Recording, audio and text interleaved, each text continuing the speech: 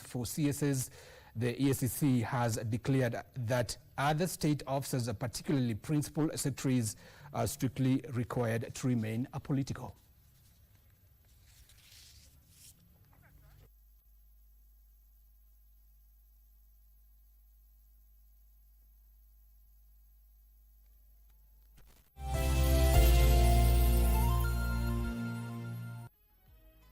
Takuletea wewe mtazamaji mafunzo, mawaidha na pia burudani kutoka kwa munchi tofauti. Na wewe ulijue kwamba kumbe mimi pahala nilipo popote Allah tabaraka wa taala ananiona. Kile ninachokifanya, kile ninachokizungumza kinarekodiwa. Mwenyezi Mungu Subhanahu wa Ta'ala Alhamdulillahi qail yarfa'illahu alladhina amanu minkum walladhina utul ilm. Alhamdulillahi al-mubdi al-mu'id al-fa'alu lima yurid hamdan yukafi'u ni'mata. In a world where news is ever changing, staying informed is more important than ever. Join us every week on News Check, your go-to show for the latest in current affairs, breaking news and in-depth analysis. A warm welcome to KBC News Check. From politics to global events, we bring you content that matter to you. We're not just speaking about the governance and how we want to see it, but want to actually participate. Get your facts, hear from the experts, and really understand what is happening around you. We need to change our system first. You have to do the impossible to make sure the message is home. Stay ahead, stay informed, stay engaged. Will these people, everybody agree? Just listen to me. Let's give him a chance to clear the air. Catch News Check every Tuesday and Wednesday from 10 a.m. to 12 noon. Only on KBC Channel 1.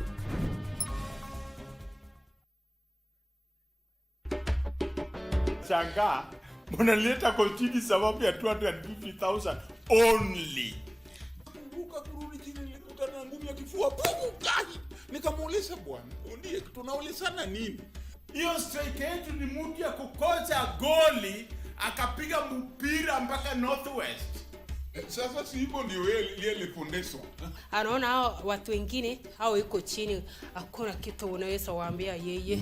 So they come to the guys inside. Walitoa fujo, wakatukanana, halafu vitu zangu za hoteli zikafunjwa. TV yangu ile kubwa ya 2 inches ikafunjwa.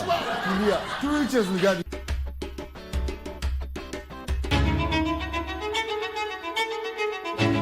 My name is Irene Muigai. My name is Steve Muigai Kim. We met at campus while we were at Egerton University, Joro. I just saw a guy and we grew to be very good friends. But he alikuwa nakatiwa anakuja ananiambia niliachwa. And he asked me to be the girlfriend. Dad did not attend their wedding. Mom, dad ako wapi? Kwani hawajafika? My uncle had to be pulled. We differed. Ile mbaya ile ya kuachana just because of a key holder. Was it a key holder? And so I'm very intentional as a mom to help my kids process things. Who apologizes first after a fight? Oh.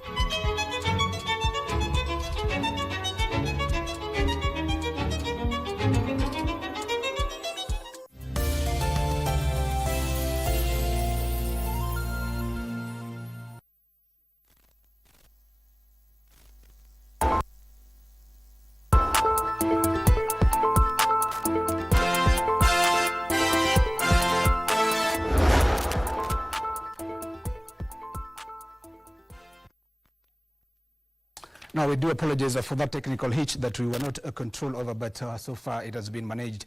Now, hundreds of learners at Loruk Comprehensive School are facing a daily struggle to access education after raising waters from a Lake Baringo cut off the main access road. Now, what was once a simple walk to school has now turned into a risky journey across water, with learners depending on a small boat to access the flooded classrooms. Take a look. Loruk Comprehensive School, situated in Baringo North Sub-County. Access to learning here has become a risky affair. The boat, which carries only 7 pupils at a time, serves more than 250 learners, causing major delays in reporting to school. Some pupils are forced to wait for several trips before crossing, with others arriving late for lessons in the morning. Tunawaomba mtusaidie. Hawa watoto ni wachanga sana. Na masomo lazima iendelee juu ni maisha ya baadaye ya mtoto. Kwa wale wote wanahusika na watoto, tunaomba mkimbie mtusaidie aswa kuhamisha hii shule, tutafute suluhisho ya kudumu. Parents say the situation has become both stressful and expensive, as each learner is required to pay for transport wherever using the boat, increasing the financial burden on families already struggling with tough economic conditions. Watoto wasasi wanatuma shule watoto kwenda kuja shule. Lazima apatie kila mtoto shilingi 80. Kwa sababu hii boat ambayo ni ya private wanalipisha kila mtu shilingi 20. Alafu sasa mtoto anakuja nyumbani na lipa 20. Alafu lunch hours wanalipa 20 kwa sababu chakula haiko shule. Hiyo boat jioni iko na kazi sababu iko na upepo.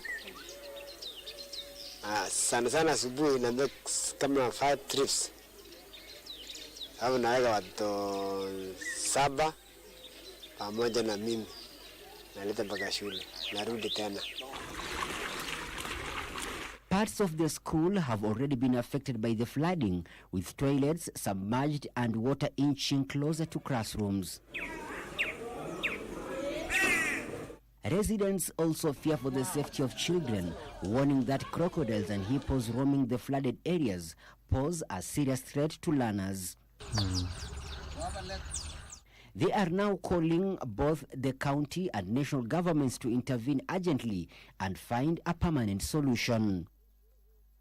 Michael Mondiga for Lunchtime News. Motorists across the country will soon be able to access vehicle logbooks online and transfer ownership digitally following the launch of new electronic services with the National Transport and Safety Authority, NTSA. I was speaking during a press briefing in Nairobi. NTSA Director Nashon Kinde said the new system will enhance efficiency, improve convenience and lower the cost of accessing services. You will not be walking around to NTSA and queuing to get your logbook. You will have it in your online portal. It means that when you transfer a vehicle, the moment it is approved, you have your logbook. You don't need to physically move around, spend your fares and spend your time or deal with brokers. We have seamless integrations with banks for those who want to use these documents for access to loans, and we have reduced risk of loss or theft. See, as we speak, when you lose your logbook, you don't know where it is. And that means that it's easy to forge these documents that are physical, and this is what we are preventing.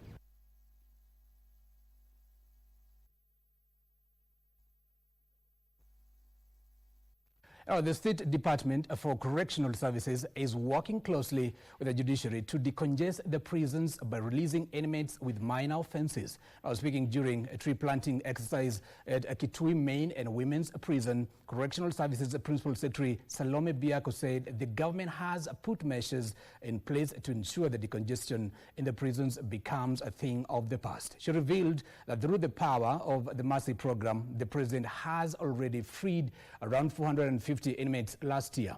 The department has been collaborating with the judiciary to review some sentences to subsequently pardon the inmates.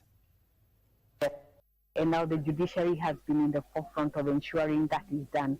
So we have regular routine programs of decongesting, particularly inmates who have very few months left to be released. We are doing a lot of reforms in terms of rehabilitation and reform, and so that we can resettle these inmates and reintegrate them back into society. And that is an ongoing program, and it is gaining a lot of traction because it's taking place simultaneously across the country.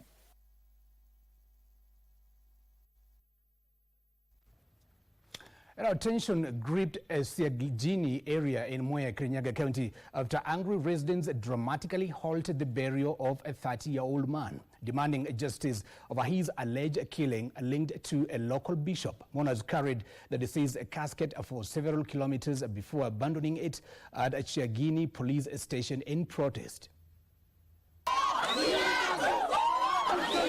What was expected to be a somber burial ceremony for a 30-year-old Martin Kara turned into a dramatic protest in Siagini village, Mwea, Kirinyaga County.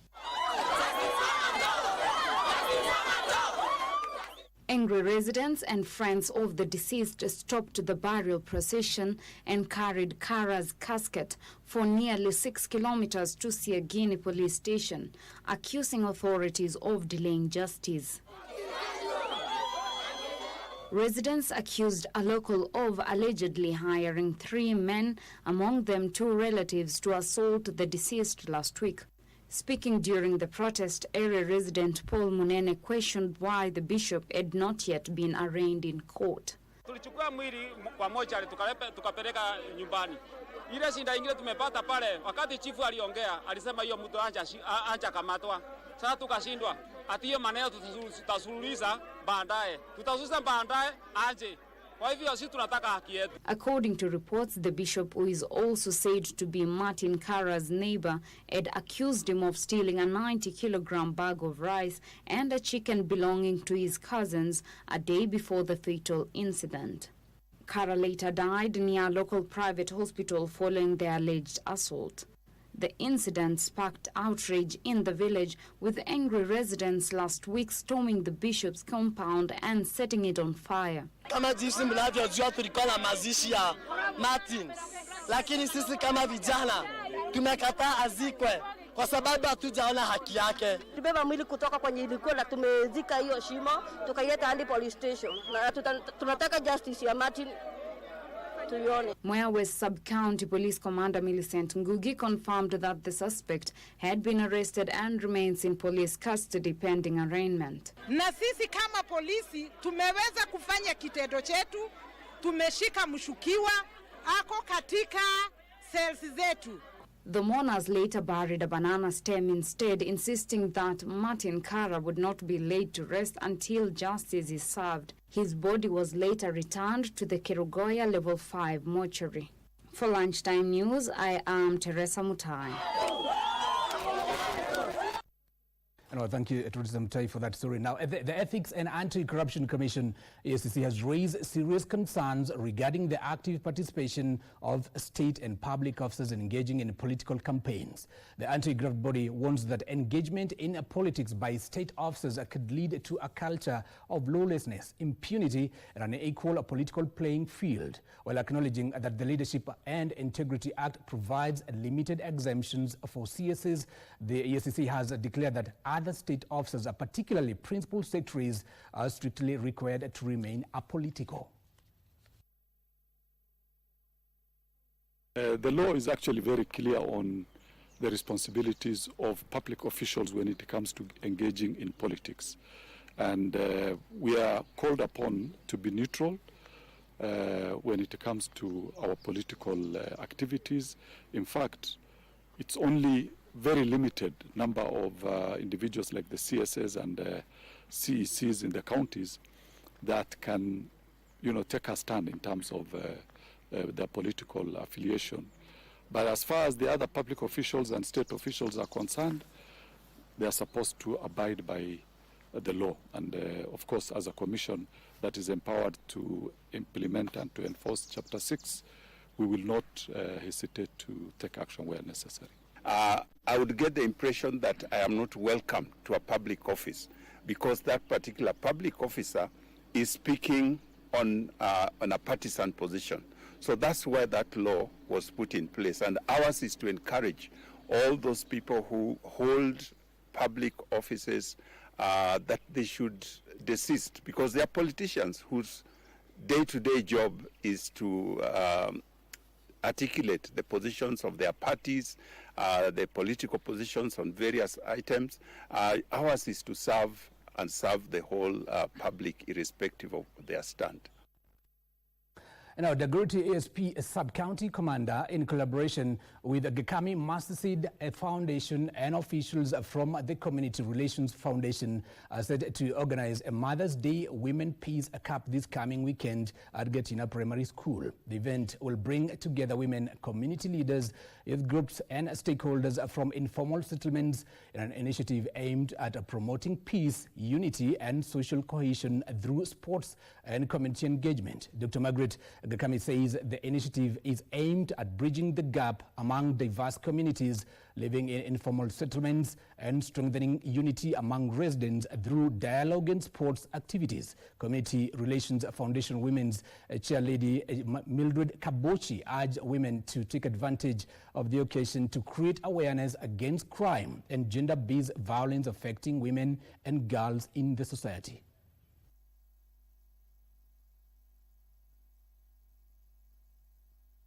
It will also go beyond just empowerment to also creating an opportunity where they can interact with one another, get to know one another very well, build a cohesive community, and at the end of the day, we can also urge them to also be peace ambassadors in the society. Women in our society, they really play a big role.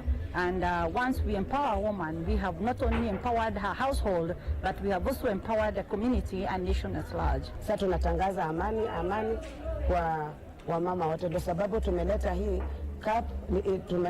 peace cup kwa sababu ya wamama na watoto wetu wote pamoja.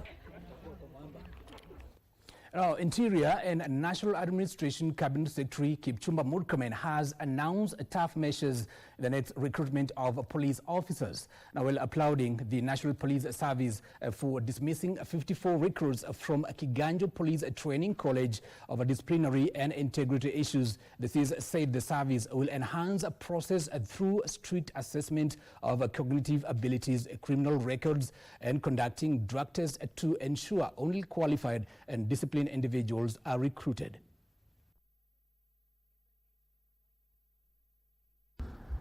The CS was speaking at the National Police Training College main campus, Kiganjo in Nyeri County, during an assessment visit of the recruits' basic training course, noted that the recruits are highly anticipated as they are expected to inject new energy into efforts to combat security threats in the country, including dealing with criminal gangs and politically sponsored goons. It would also be firm in the recruitment and say sorry for those who...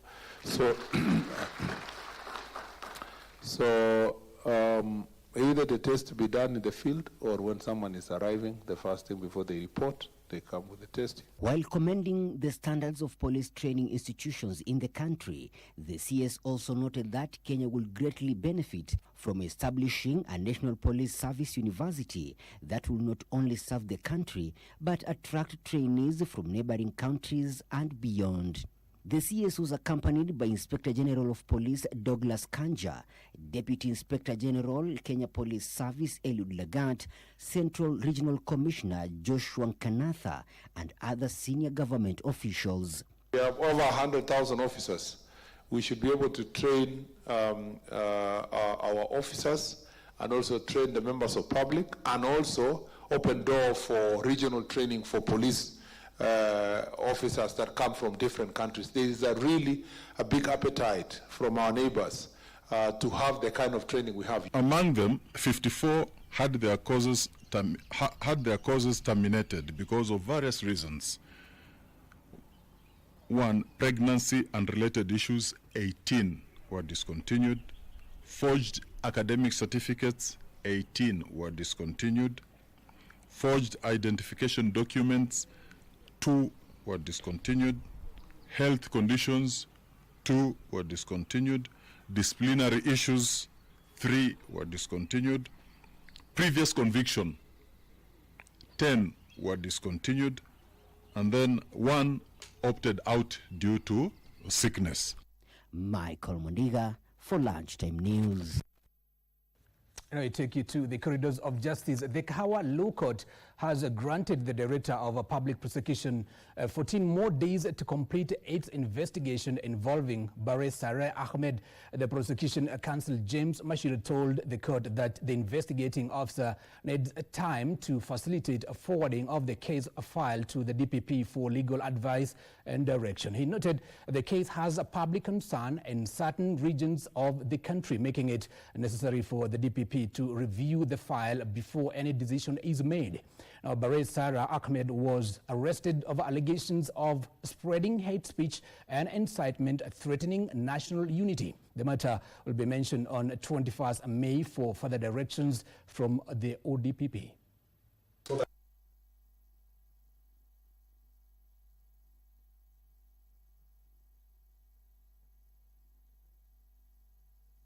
Requesting the order that we get an extension so that we can be able to mention this matter in 14 days. Respiratory experts are raising concerns over the growing burden of asthma in Kenya, with data from the World Health Organization indicating that Kenya records 2,300 asthma-related deaths per year. Now, according to Justice Simba, consultant pediatric pulmonologist, most of these deaths are linked to poor disease management, despite asthma being a largely controllable condition. He noted that children living in urban settings remain vulnerable due to exposure to environmental triggers such as vehicle emissions, construction dust, and allergies. Experts are also calling for a prolonged approach to address the growing burden of asthma, including improving access to essential medications such as inhalers, strengthening patient and caregiver education, and also equipping healthcare workers with the resources and time needed to provide comprehensive care.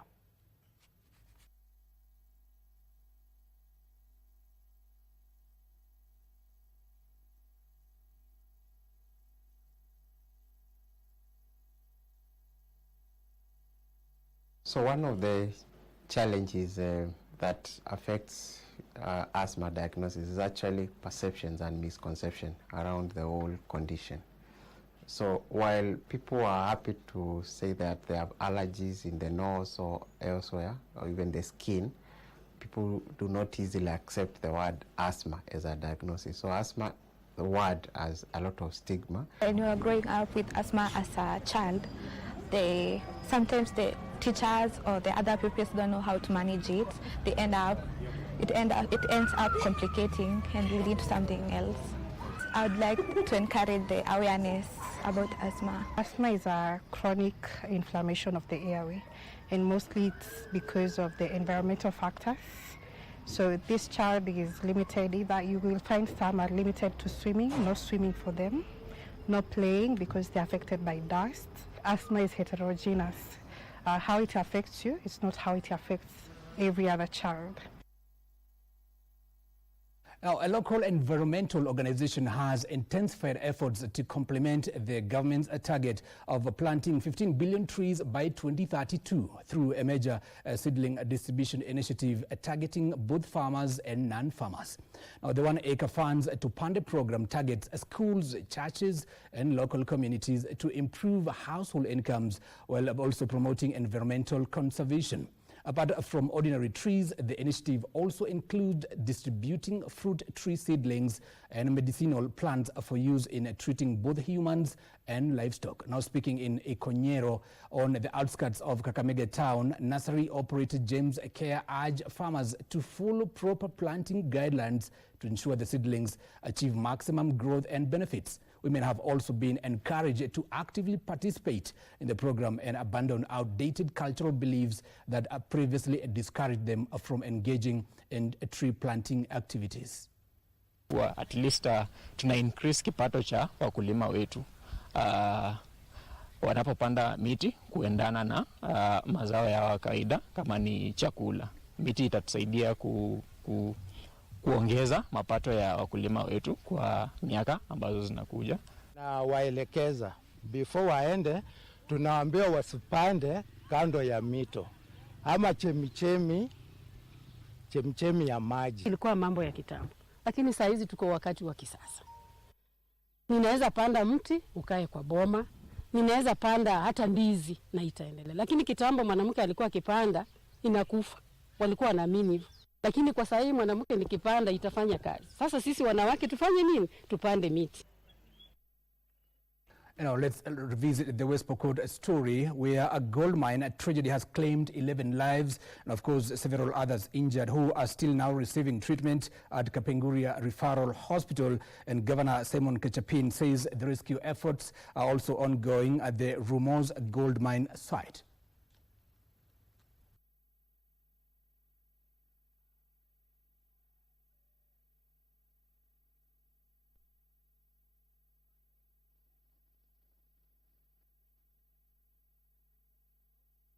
Funikwa na hiyo mikodi mahali wamekuwa wakijimba mambo ya gold, na idadi kamili ya wale wamefariki, idadi kamili bado hatujapata.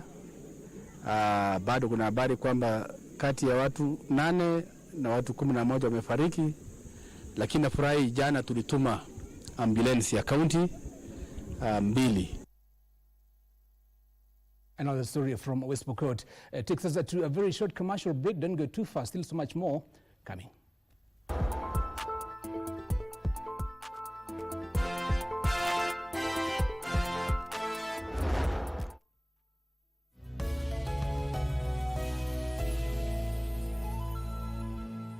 A continent full of potential, a future full of possibility.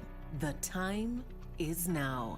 This May, the world watches Nairobi as Africa and France come together for innovation, growth, and the partnerships that will define our tomorrow. This is the Africa Forward Summit. On May 11th, KBC and Y254 go live from the University of Nairobi for the Africa Forward Business Forum, where 1,500 leaders, CEOs, and young entrepreneurs connect for green growth, AI, and investment. Then on May 12th, we take you live to the Kenyatta International Convention Center for the main Heads of State Summit, with the main focus being green industrialization and energy transition, reform of the international financial architecture, blue economy, sustainable agriculture, peace and security. Africa Forward Summit, live on KBC Channel 1 and Y254. Don't miss it.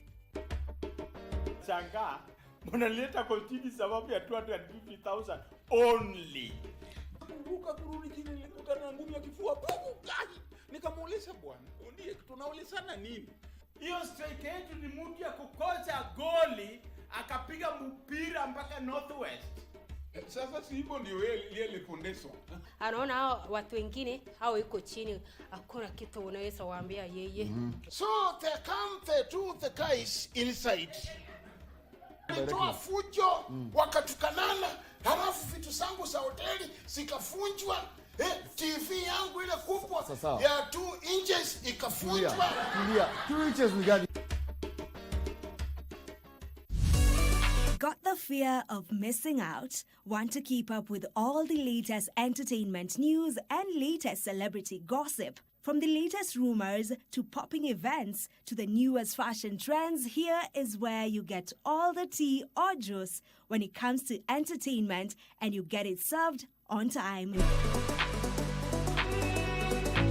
All that and so much more on Grapevine every single Monday from 10 p.m. and a rerun every Tuesday from 2 p.m. only on KBC Channel 1. Remember, if you did not see it on Grapevine, then it most probably never happened.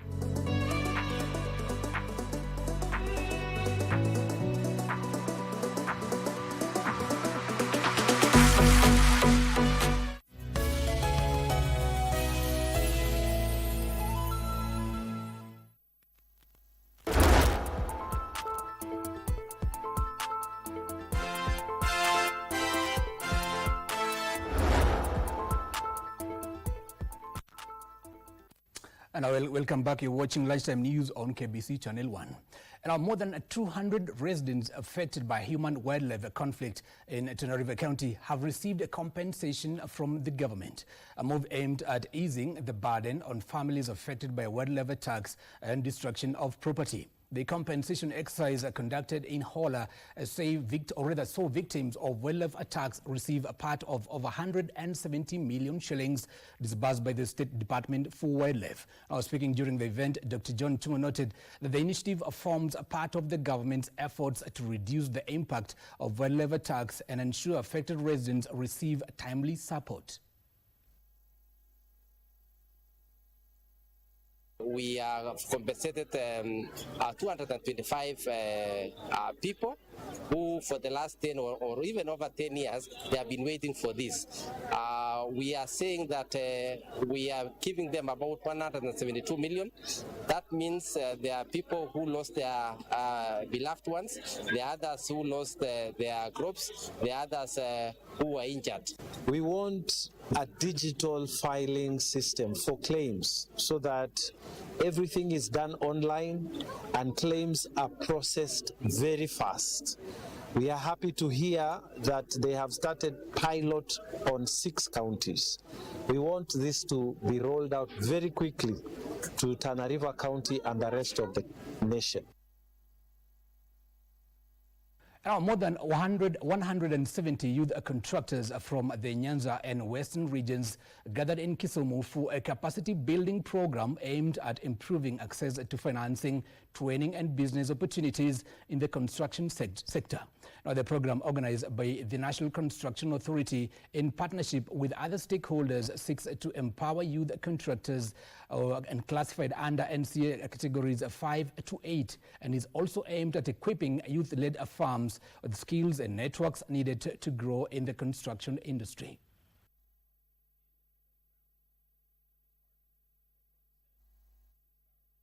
We are on a mission to build a capacity and also give them opportunities where they can be able to develop their businesses. We do know that contractors face a number of challenges.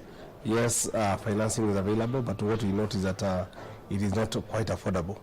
Therefore, Youth Enterprise Development Fund, being a government agency, is here to give them a variety of options within which they can be able to access finances.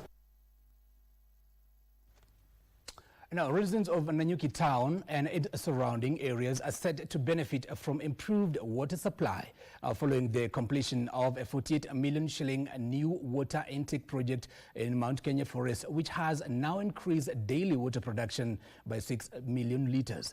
Speaking during the launch of piping works for phase 3 of the project, Laikipia Governor Joshua Irongo said the growing population in the region had continued to strain old water infrastructure, leading to frequent water rationing. He noted that the project will not only benefit residents of Laikipia County, but will also extend a reliable water supply to neighboring Nyeri and Meru counties for the next 20 years. Maji ni kama 300 km squared. Na kwa hivyo tukaonelea kwa miaka mingi maji ya Nanyuki wamekuwa mara nyingi wanapata maji siku 3 kwa wiki. Kwingine eneo zingine wanapata hata mara 2 kwa wiki. Shida ingine kubwa ni ya kwamba wale wamejenga manyumba marefu ya kubwa, mara nyingine hawapatagi pressure ya maji na kuaga kidogo sana. Na kwa hivyo board pamoja na stakeholders na shareholders wa kampuni na ndio county government tukaonelea ni ya muhimu tuende kwa bank na tuombe pesa, na ndio tukaanzisha huu mradi kuongezea maji kwa sababu Nanyuki town na vile inaendelea na kukua ilikuwa tayari na deficit ya 4,000 cubic meter. Hiyo ni kumaanisha kwa kila siku kulikuwa na upungufu wa maji milioni zaidi ya 4. Now we take you to Isiolo County, where more than 100 Moran leaders from pastoralist communities in northern Kenya have completed a peace building and capacity training forum in Isiolo County. The leaders drawn from Samburu, Turkana, Rendile, Borana and Somali communities are expected to champion peace and discourage cattle rustling and banditry in the villages. Now, the 2-day forum was organized through a partnership between the Northern Rangelands Trust and the National Government Administration officials who says initiative seeks to directly engage Morans who are often linked to cattle raids and insecurity in the region. Participants were encouraged to embrace business and education as alternatives to banditry. And the government has also reiterated its commitment to ongoing security operations aimed at restoring peace in the affected counties. Kwa hapa kuelimisha hawa vijana ya kwamba wapelekee wale wenzao ambao wanaongoza waweze kuachana na mambo ya wizi. Sana hii mafundisho ndo hata sisi sai nasimama hapa, mimi nimeokoka sai kwa kanisani, hata naenda kuhubiria watu huko, lakini kupata tu support ya watu tu na kuambia tu sisi hii kitu ya amani. Sasa na hii kitu ya waisi naisha. Sasa watu kama 200-300 hiyo waisi anaisha. Kusoma hapa ni ya amani. Sisi tulikuwa tunasikia tu amani, lakini kutoka leo tumejua amani ni nini. Tuko hapa hivi sio wote ndio waisi, iko tu waisi ile kwa tokatai, lakini tukupata mafunzo tutabadilika, kwa sababu niko na hakika hakuna siku mtu amezaliwa kwamba sio wizi. Amezaliwa tu mtu tu akakuja akakuwa mwizi, lakini tukupata mafunzo kama hii anariti, sisi wote tutaweza kubadilika. Now from Isiolo, we take you to Embu County, where security agencies in Embu County have launched a sting operation following an increase in cases of car theft, burglary and muggings in Embu town and even the surrounding areas. Traders in the town are finding it difficult to operate smoothly due to fear caused by criminal incidents. Now, Embu County Commissioner Maurice Wanyonyi said a multi-agency security team has been deployed to conduct coordinated operations aimed at restoring order and protecting residents as well as businesses. Nimeambiwa jana kwamba wanatembea kwa maboma za watu wakijifanya kwamba wananunua scrap metals. Wanaulizia watu na kumbe wanafanya upelelezi kujua hapa kumekaa namna gani. Kwa hivyo wananchi, msikubali watu ambao ni wageni kuwatembelea bila kujua ni akina nani. Tuko na mtu ambaye alishikwa na wengine tungali tunawatafuta. Huyu ni mtu ambaye alikuwa ananunua vifaa vya elektroniki ambavyo ni vya wizi, na alishikwa na vile vifaa vikapatikana viko katika police station. Jua linapotua hiyo sasa inakuwa wasichana wanawezi tembea, wana kina mama hawawezi kutembea, unanyang'anywa mifuko, umenyang'anywa simu kwa sababu the streets rights za Embu zilizima. Now from Embu, we take you to Murang'a County, where a fresh political storm is brewing in Murang'a County after senior leaders allied to the ruling UDA party launched a sharp attack against Governor Irungu Kang'ata over his recent remarks distancing himself from the government. Now led by Lands Cabinet Secretary Liz Wahome, the leaders accused Governor Kang'ata of openly fighting the government despite being elected under the UDA party. Speaking in Makuyu Ward, Maragua constituency, Wahome also accused the governor of allegedly failing to ensure all Murang'a residents receive proper health care services. Reacting to Governor Kang'ata's announcement that he may no longer seek re-election using UDA ticket, CS Wahome challenged Kang'ata to focus on delivering development instead of engaging in political confrontations with the Kenya Kwanza administration. CS Wahome's sentiments were echoed by Maragua MP Mary Waithira. Maneno ya hospitali hii hapa ni kazi ya gavana. Tangu rais ataje aseme atajitolea hata kutoka mfuko apeleke pesa hapo, gavana hakuna simu, gavana hakuna barua ya kufuatilia, hakuna dawa au dawa iko, hakuna vitada, hakuna mattresses, hakuna beddings, na bado tuko na shortage ya madaktari na ni kazi yake. The leaders warned Governor Kang'ata to brace himself up for a tough political contest ahead of the 2027 general elections. Ulikuja January 2022 na ukatuomba ruhusa, ukatuuliza tukupatie support na hatukuwa na vita na wewe, Sasa umeondoka, wacha kutuambia hutasimama na UDA. Wewe jipange na sisi tujipange. Joseph Ohungu for Lunchtime News. Now, away from politics, the government has been urged to channel more money into the tourism industry to unlock the full potential of the sector. Now, this clearing call was made in a meeting in Nairobi that brought together a section of women leaders who hailed the Tourism Cabinet Secretary Rebecca Miano for steering strategic efforts in repositioning Kenya as a leading global tourism destination.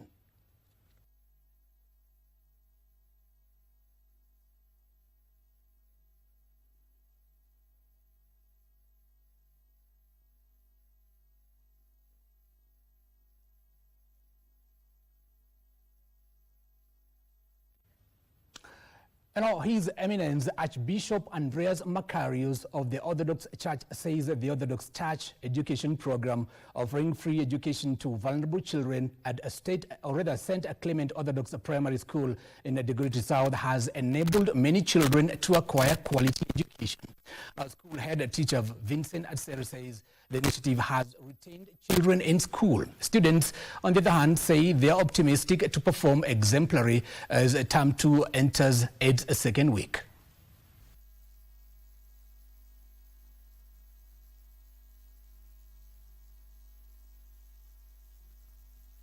Our people here in the primary, St. Clements, you see, they are the less fortunate children, because they are not able to go to school, they are not able to pay the school fees, but we are giving them the opportunity at this moment to study free. The learners have enough food, they have all the resources required for learning, and also the teachers have been facilitated, so everything is running on smoothly. And I am a girl. Have joined their counterparts across the world in commemorating the International Nurses Week celebrations amidst calls for improved working conditions and better healthcare services, especially in public health facilities. Now, led by Kenya National Union of Nurses, Migori Branch Chairperson Okeo Ochieng, the nurses who marked the start of the International Nurses Week celebrations by gifting mothers who had recently delivered at Awendo Sub-County Hospital, urged the Migori County government to recruit more nurses to boost service delivery. Migori County Chief Officer for Health Samuel Atula acknowledged the concerns and said the county government is in the process of hiring additional nurses.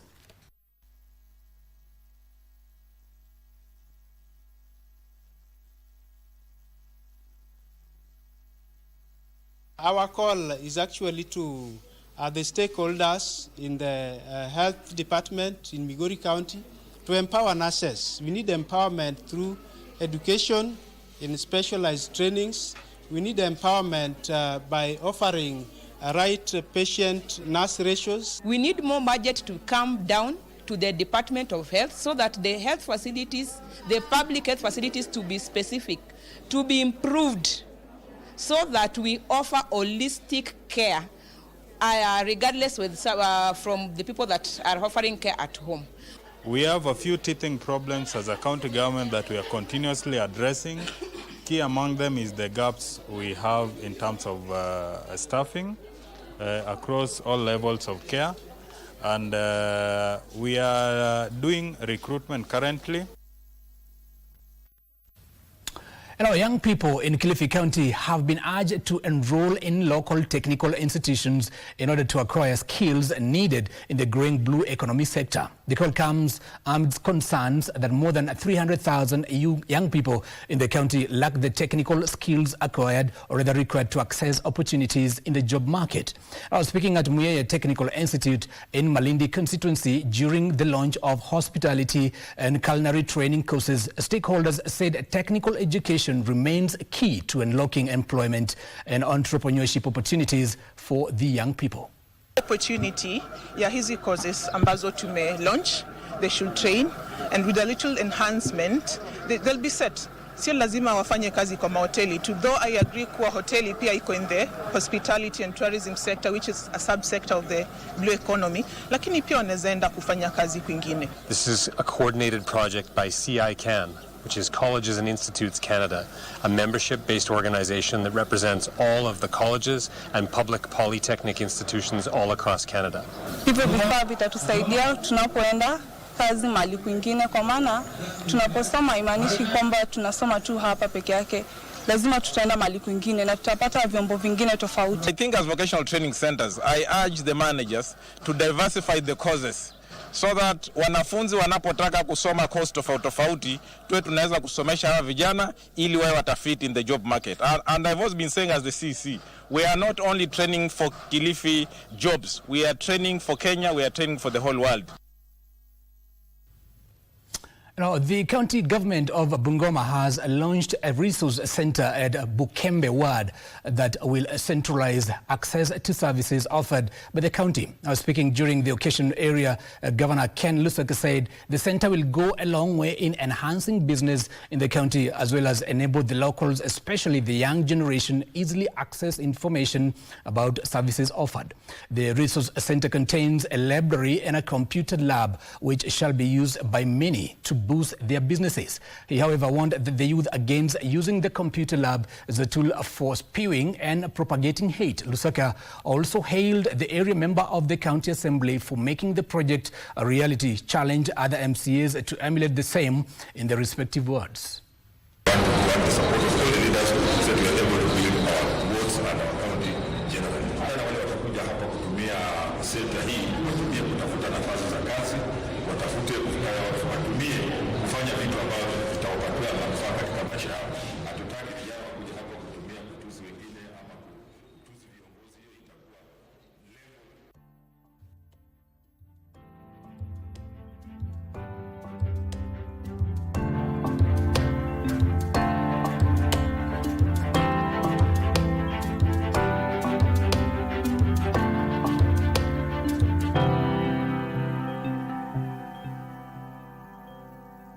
Now let's get to business.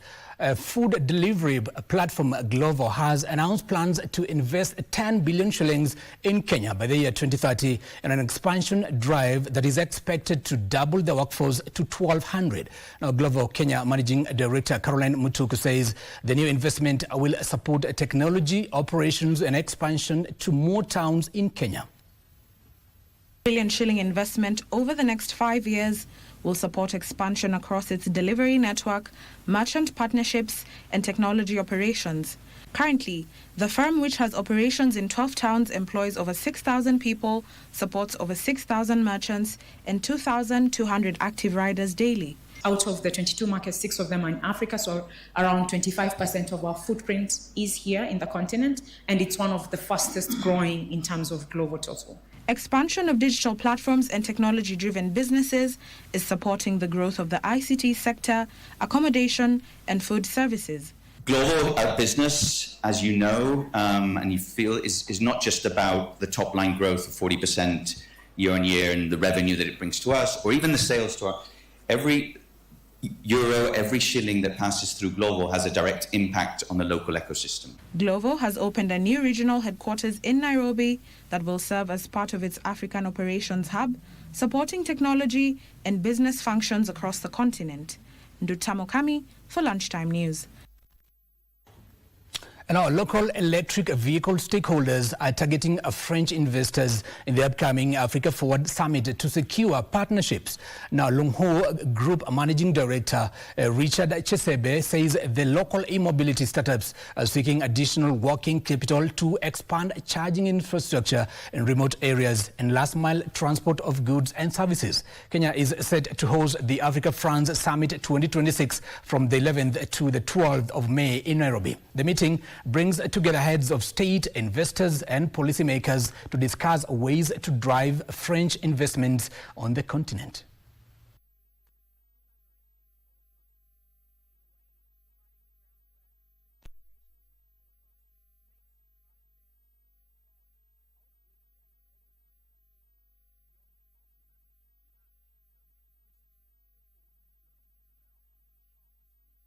so much keen on selling power and selling energy as opposed to giving solutions for green energy.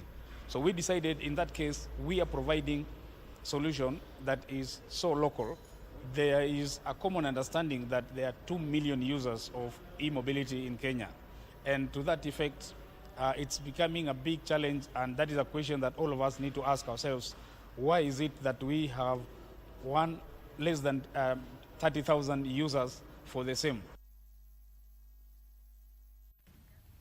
And our Stanbic Bank Kenya has reported 3.5 billion shillings, representing a 5.5% growth in net profit that was driven by an increased interest income and a 59% reduction in loan loss provisions. Net loans and advances increased from 244.01 billion shillings to 258.16 billion shillings. From this, the lender booked 11.53 billion shillings in total interest income, which was 4.7% higher than the 11 billion shillings registered during the first 3 months of 2025.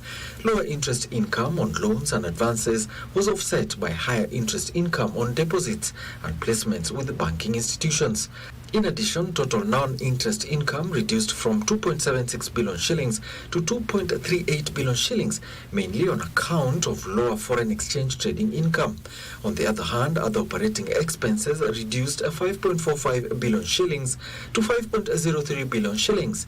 This was mainly on account of lower loan loss provision that reduced from 855.5 million shillings to 350.14 million shillings. This is despite staff costs increasing from 2.1 billion shillings to 2.49 billion shillings. Gross non-performing loans and advances increased from 22.94 billion shillings to 23.31 billion shillings. Total assets increased 23% from 450 billion shillings to 552 billion shillings on account of higher loans and advances due to the recovery of the private sector. Alanoko, Lunchtime News. Now, for most Kenyans, insurance remains a distant dream, seen as costly, complex, and even out of reach. But insurers in Kenya are leveraging data, automation, and mobile technology to bridge the gap. The goal here is to make an uptake of insurance simple, affordable, and even available to those who have long been left out. Earlier, our reporter Ben Troy had a chat with Dr. Ben Kajwang, who is the CEO of a College of Insurance, to discuss technology and insurance trends. This is how the conversation went. Here at the EDGE Convention, which is hosting the Africa Connected Summit, and on the backdrop of everything that is being talked about in the hall, we are now joined by the man who has assisted to put this thing together with the director and CEO of the Kenya College of Insurance. We are at his office, and the College of Insurance has been very instrumental in organizing the 15th edition of the Connected Africa Summit, where we are looking at a number of things, including digitization in the insurance industry. He's not a very new name because he is also the president of the African Insurance Organization. And without further ado, allow me to introduce my panelist, Dr. Ben Kajwang. Karibu sana, Doc. Thank you very much. Where does the College of Insurance and indeed the insurance industry fit into all this when you talk about a unified digital African market? You cannot talk about technology without institutions. You cannot talk about technology without the skills. You cannot talk about technology without what we call the infrastructure. And that is where we come in. So we've come in from the infrastructure part of it by putting up a venue, but we also now build skills, especially for the insurance industry. This is the institution which has been building capacity for the insurance industry, initially for Kenya, then we moved to the region, then of course over time we are serving Commercial region. And I want to indicate to you that right now we are serving the whole of Africa, all the 54, 55 countries. I'm looking at insurance in African countries, especially developing countries like Kenya, but the uptake is a little bit low. We're talking about 3%. How can digital innovations help us scale that? From the academic perspective, from where we sit, we are already on the digital platform. So that means we are already able to deliver courses or the programs to several other people that ordinarily would have physically come here. Mm-hmm. And we've now gone even outside the country, now to the continent. Mm-hmm. in terms of what we call the deliveries. And in terms of what we call penetration, of course, penetration has been said to be a little bit low. But I think we are moving we are making great strides towards this. And for your information, you say Kenya is low, but to compare to our other neighbors or just the rest of the continent, we are not very far away. According to the statistics, or what we call the barometer, usually published by the African Insurance Organization, Kenya now oscillates between number 4 and number 5 in the whole continent. So we are also, to a large extent, a giant in the insurance industry. In as much as we also are digitizing and moving to AI, there's also the issue of cybersecurity, and especially in the insurance sector. How can Kenya leverage on its technology to ensure that it's not only that we are looking at better, faster insurance services, but we are also looking at the massive cybersecurity threat that comes with innovation? Yeah, that is always there, and even from the insurance industry, from the word go before, insurance, and typical with the financial sector players, what has always been there is they always taken what they call a conservative approach over the years. And even this digitization, which they have now embraced, but they did what they call, they've always done what they call a very comprehensive study before embracing all this. So one of the things the insurance industry has done, not only here in Kenya, but everywhere else, is to develop what they call the cybersecurity risk covers. Just to not only protect them, but also to protect the other sectors all together. But in between, they also still continue working with what we call IT firms, security firms, to fortify and what we call reinforce, put a glass ceiling so that some what we call the cyber attacks can be contained. Number 2, there is also what we call the off-site data storage.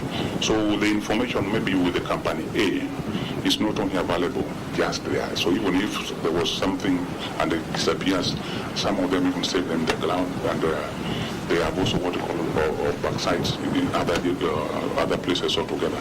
So the insurance industry is an industry of risk, managing risks. So they try to manage the risk for themselves and manage the risk for others. In last year conference, we were talking about also climate technologies, and we know very well that we also have insurance in matters, crops, animals. So how can we leverage on technology and innovation to scale up such kind of climate, we were talking about climate smart technologies, climate insurance? Luckily enough, we are one of the institutions here in Africa that have had the honor and the privilege to build capacity on agriculture insurance. So the very first one, several years back, around 8-9 years back, we were funded by the United States Agency for International Development to develop what we call a regional certification in agriculture. Then later on, we partnered with the World Bank on what we refer to as the weather risk management. And we have developed capacity for a number of people, especially the ones working on the water that we refer to as the agricultural risk, whether it's livestock, whether it is crops and whatever it is. So in terms of technology, there are so many other parties that need to get involved for proper insurance to be designed. Remember, when we're talking about climate risk, we are talking about generally weather, either excessive temperature or sunshine or rainfall or whatever it is. So the Met department also comes handy. But there's also the element of investment from the insurance industry, whereby they are able to get what they call the real-time readings from those particular locations. Like now, when we are talking about livestock insurance in Northeastern, they will be able to determine whether when the grass gets down to a certain level, then of course compensation is triggered from that to that extent. And when there is what they call when there is excessive rainfall, they are able to know. So they have, or rather we have to leverage on technology to know this together with other partners altogether, because there's no way the underwriting will take place without the requisite technology. Now let's look at InsurTech innovation. insurance and technology are also coming together and meeting at a cross point. And is this actually muscling out the traditional insurance, or is it offering complementation? From where I sit, I think it's offering complementation. You have just raised the issue of low insurance uptake. Yes. And when you're talking about insurance risk, this is a scheme where in a number of instances we'll be working with what they call the tech companies, for example, the likes of Safaricom, to distribute the insurance, as Safaricom, the Airtels of this world, to distribute the insurance. And the insurance can be bundled as one of the products, and just like even the bank, so that even when you purchase, for example, let's say airtime or whatever, there's an element of insurance component which is involved. So in that way, it will help now to reach the uninsured. At least there will be some basic cover to that extent. So the insurtechs, to a large extent, is helping the insurance industry to expand. And I'm sure in another few years, the insurance industry is going to be very big. How important are partnership, especially in this sector, now that we are in the digital space? So we are to partner with the agronomy, some of them are getting from ILRI, then you partner with the Kenya Meteorological Department, then you bring all these players, then of course now there is also now the Safaricoms of this one now to provide all this data. So any program, any curriculum that is being put together, there are so many parties that are involved. So that is what we call the power of partnership. And as we wrap up, the future of insurance in the country and in the continent in the digital space? I can say the future is great, and insurance is going to be one of the big drivers for the economic development. It's actually one of the main pillars, because even the big infrastructural projects being undertaken, even the financing, without the component of insurance, even the lenders will not give money. So insurance is very, very crucial, from the bonds to all these other things. So Sana Daktari for making time for us, and for your insight as well. So congratulations on the very successful 15th edition of the Connected Africa Summit. Thank you. Yeah, I have been speaking to Dr. Ben Kajwan, who is the CEO of the College of Insurance and also the president of the African Insurance Organization, a continental body that is in insurance and brings about insurance players and also policymakers. We have been looking at the matters of insurance, and especially when you talk about insurance in the digital space. Thank you so much. My name is Ben Troinjue. No, thank you, Ben Troinjue, for that interview. Now, let's get sporty. Posta Rangers, Ulinzi Stars, Kariobangi Sharks and Bidco United are all locked in a must-win fixtures but for survival, with relegation knocking on their doors. The four sides are separated by 9 points on the FKF Premier League table, with Posta Rangers, the better side of the four, on 33 points in 14th position, while Bidco United are worst of the four, sitting second from bottom with just 24 points. Posta Rangers, Ulinzi Stars, Kariobangi Sharks and Bidco United are the four FKF Premier League teams still in danger of following Sofapaka in relegation and have an uphill task starting this weekend, as they cannot afford to sleep with only 4 matches left to play this season.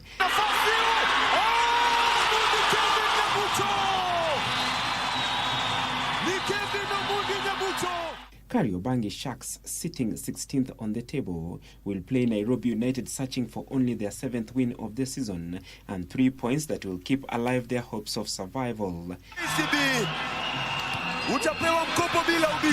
Their opponents, Nairobi United, have registered 13 wins this season and sit 4th on the table with 48 points, just 3 points behind third placed and defending champions Kenya Police.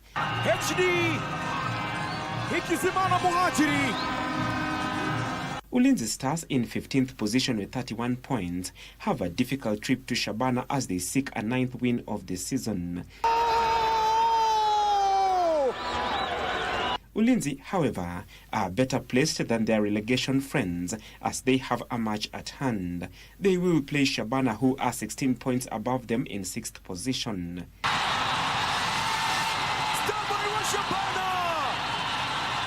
Posta Rangers may have an easy test as they play already relegated Sofapaka and need just 2 wins to almost guarantee themselves of safety.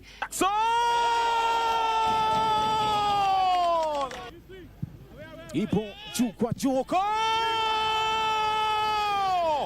kwenda kumlipa.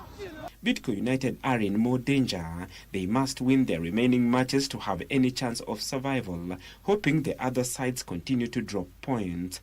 Bidco will play former champions Tusker FC in their need of maximum points to continue closing the gap, as they are 6 points behind Kariobangi Sharks.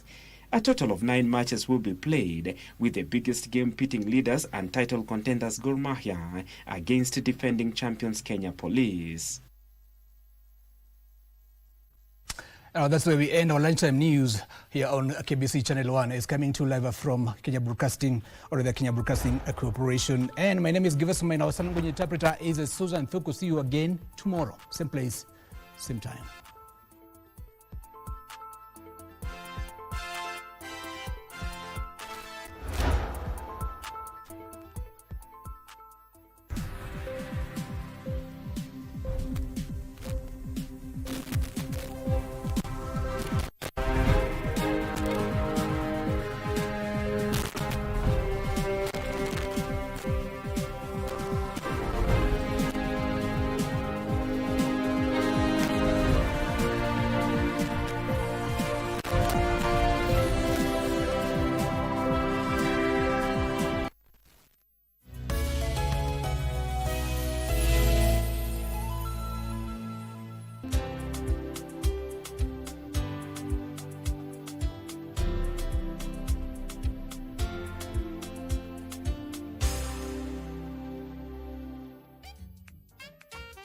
UN?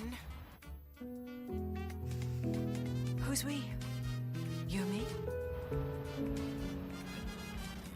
Yeah. Of course. Any couple not planning on marrying is just messing around.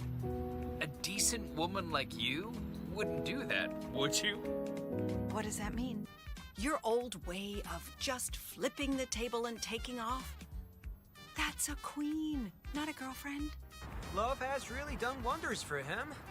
He's not bedridden anymore. He even runs faster than before. That's right.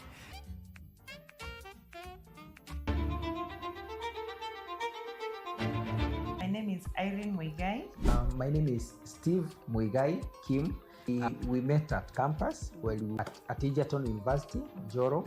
I just saw a guy and we grew to be very good friends. Lakini alikuwa nakatiwa anakuja ananiambia niliachwa. And he asked me to be the girlfriend.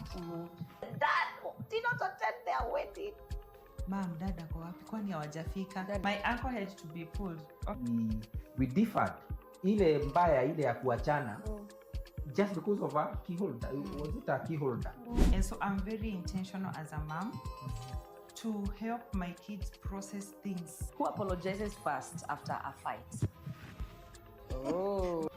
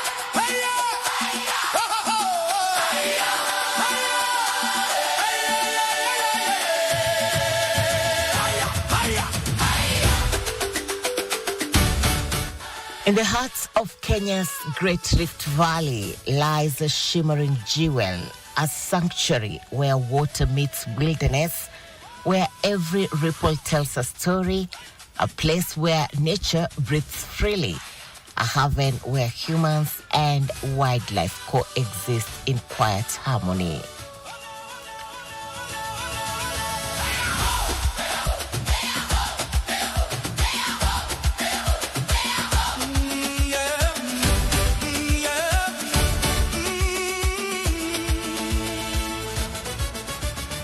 On On the shores of this tranquil lake lies this magical destination, a place where the boundary between man and wilderness gently fades here.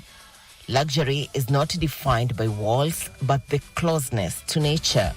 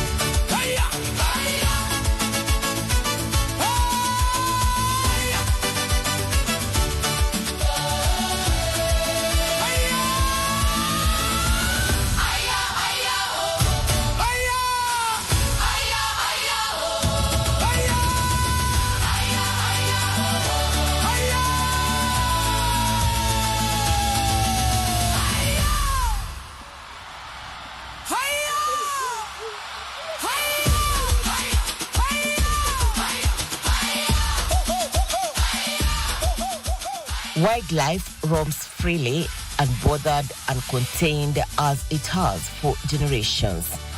It is not just a place to stay, it is an immersion into a world that moves at nature's pace.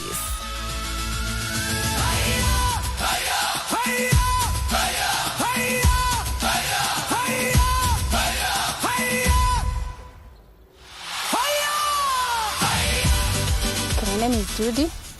I work at Lake Naivasha Crescent Camp as an assistant manager.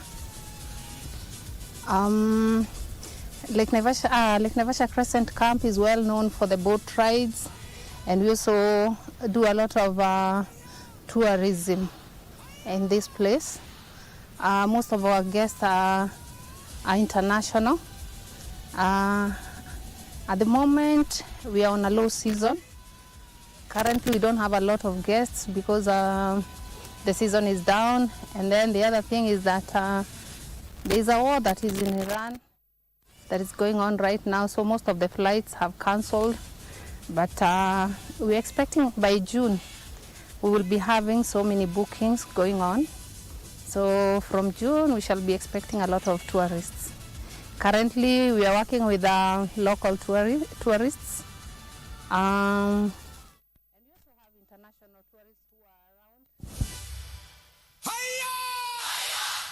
For visitors from distant lands, this experience is both rare and deeply moving. A reminder of a simpler connection between humanity and the natural world. A connection often lost, yet rediscovered here.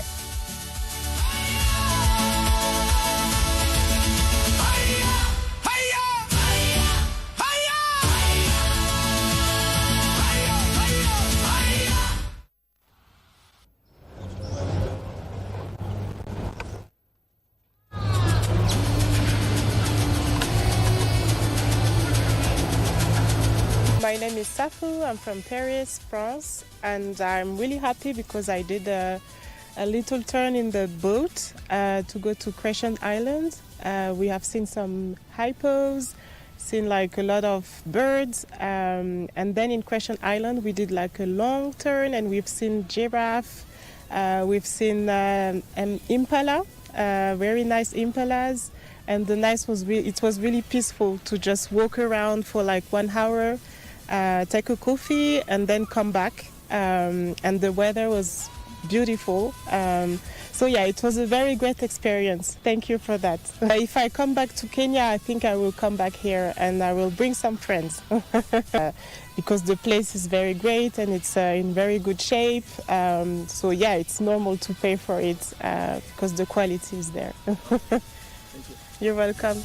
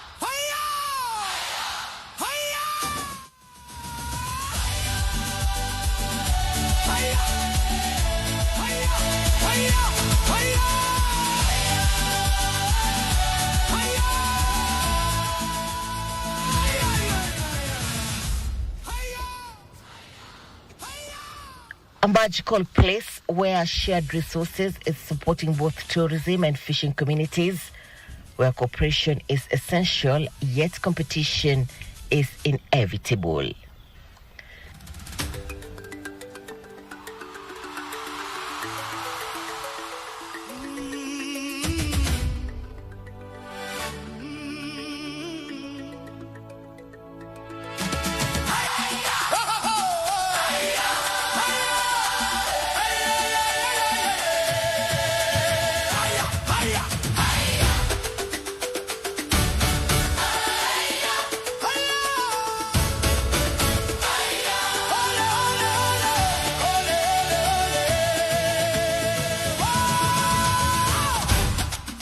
The true magic of this place unfolds on the water here. It is not just a stay. It is an immersion into a world that moves at nature's pace. Lake Naivasha is a sanctuary not just for wildlife, but for biodiversity itself. The lake is home to hundreds of bird species. Each species plays a role, a paradise for bird lovers and a sanctuary for nature itself.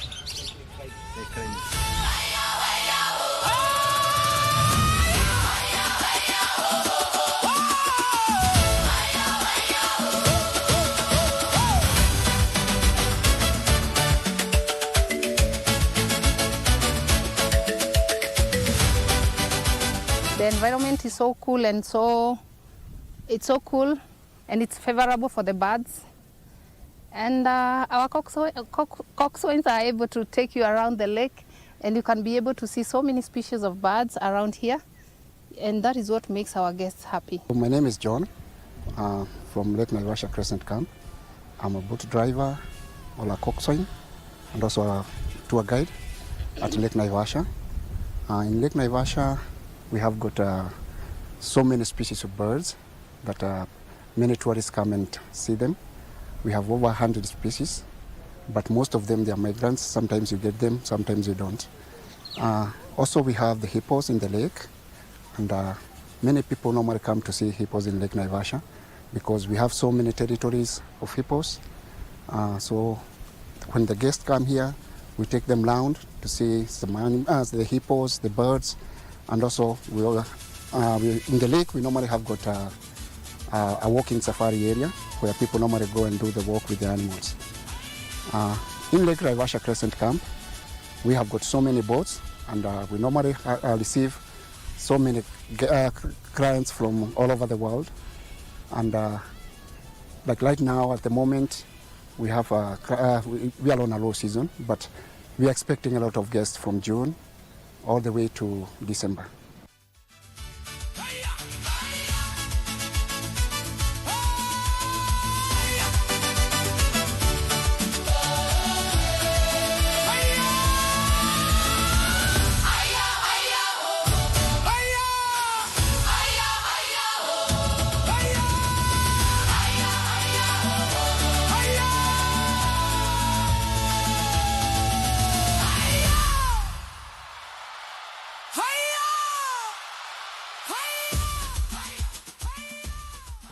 We have experienced guides who knows about the lake, who knows about the wildlife, and also people who know how to take care of the environment.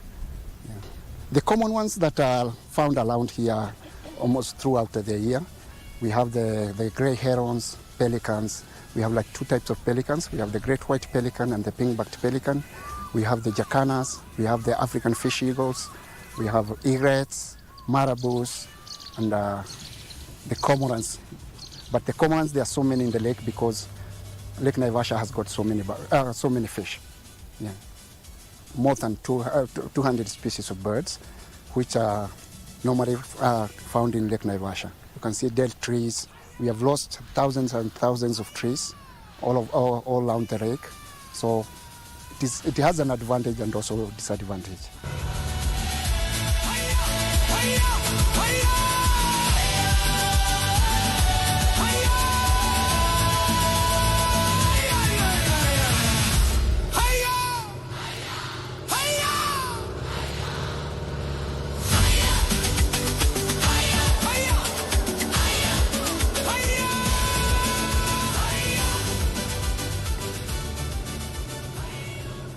My name is David Mwangi, the chairman Nakuru County Tourism Association.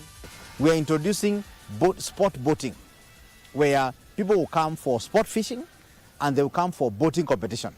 So on the 30th of this month of April, we are going to have boat racing that will bring together all the boat riders in Naivasha. Whether you are a fisherman or you are a tourist boat, we will bring you so that you compete. We will have relays, we have 400 meters, we have all-round type of activities. So we want people to go to Naivasha. You go as a group, as a corporate, and you go into the waters and compete on those canoes as a team building activity. So that aspect we want to really introduce it in Lake Naivasha, and we are very sure it will come to work.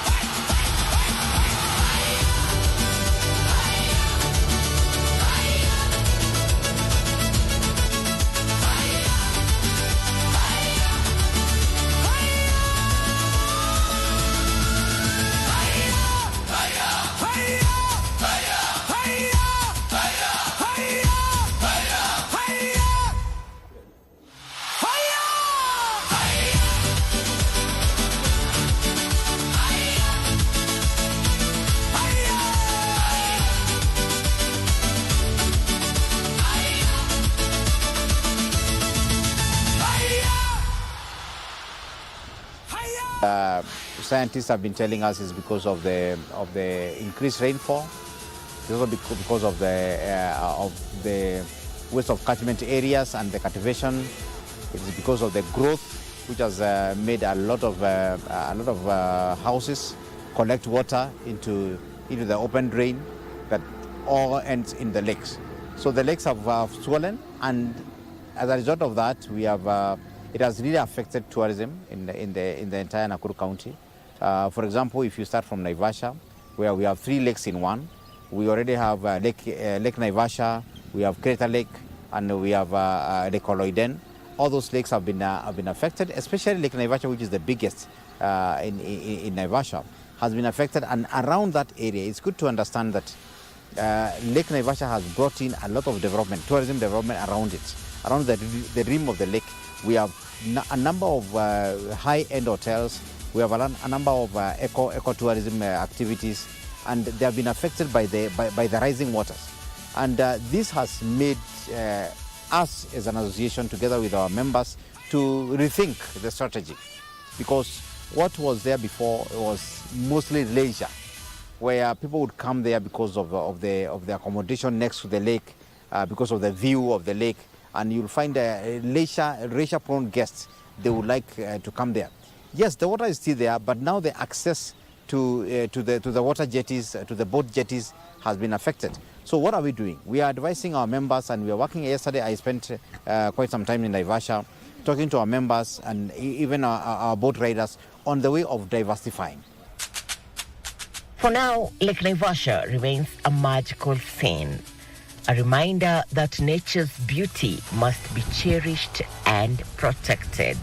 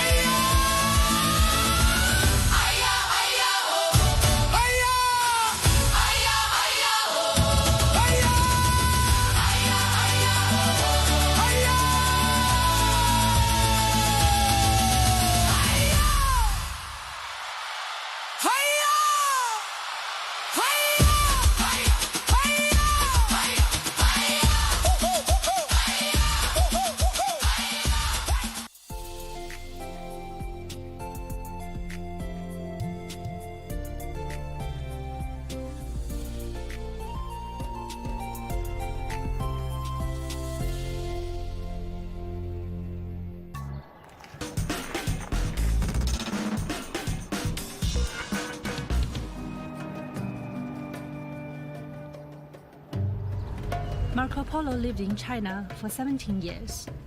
I've been in Europe for 14. Walking around his hometown of Venice, I'm reminded of the night I left China and the sense of stepping into the unknown. I imagine young Marco Polo must have felt this too. It must have been a challenge for him 700 years ago, and it would probably be a challenge for me now as well, especially with a language that I don't know. In Venice, I met young athletes from both China and Italy who are competing in a dragon boat race. It's one of many events being held to mark the 700-year anniversary of Marco Polo's death. Sport helps to bring us closer. It's a common ground that we can share with foreign countries.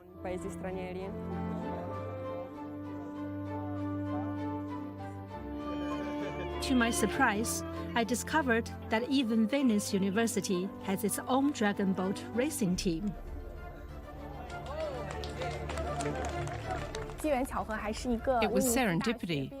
I actually met a girl who graduated from a university in Venice, and she was working in Giotto. She invited me to join the dragon boat team. It's a team sport. It's about the joy of working together rowing in different places, collective pride, the connection between humans and nature. The dragon boat race is called the Marco Polo Cup. The Italian adventurer has remained a household name to this day, an enduring icon through the centuries. But why is he still so well known? What is it about his journey that continues to inspire generations, including people like me and so many young people, hundreds of years later?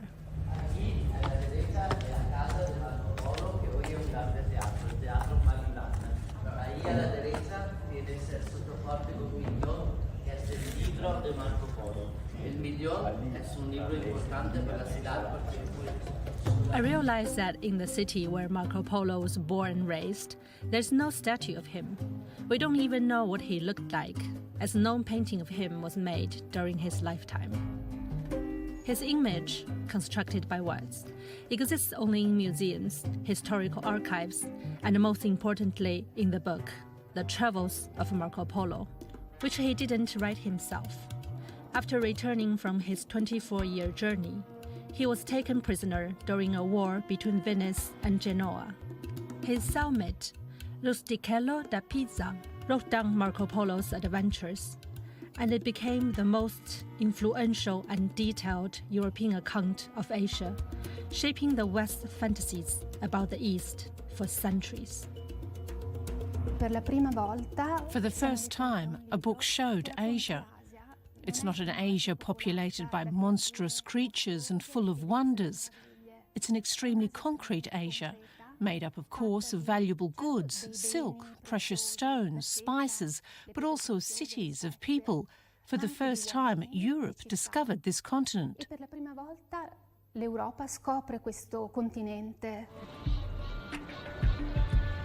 Marco Polo shared in great detail in the book what it was like to travel along the ancient Silk Road. But how it would be to travel the Silk Road today, I can't help but wonder.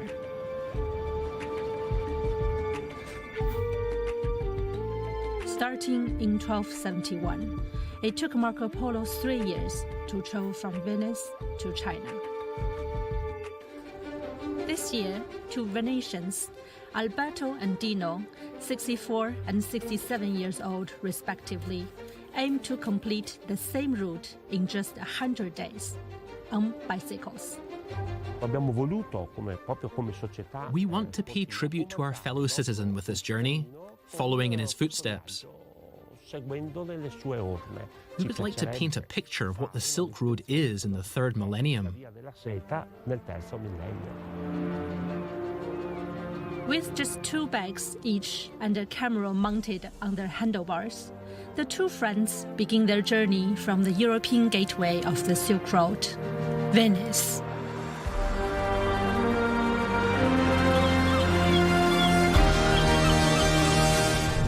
They document their entire journey as a video diary. Marco Polo is the desire to know, the desire to understand. They must be strategic about their choice of route, as geopolitical tensions and safety are the first things they must consider. We had to slalom between wars. We had to absolutely avoid Russia. We wanted to and had to avoid Ukraine. Iran is also not so advisable at this time. Access to some countries is unpredictable.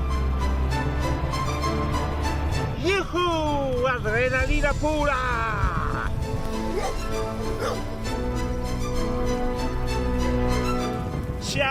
We enter Azerbaijan, unbelievable. Azerbaijan, incredibile!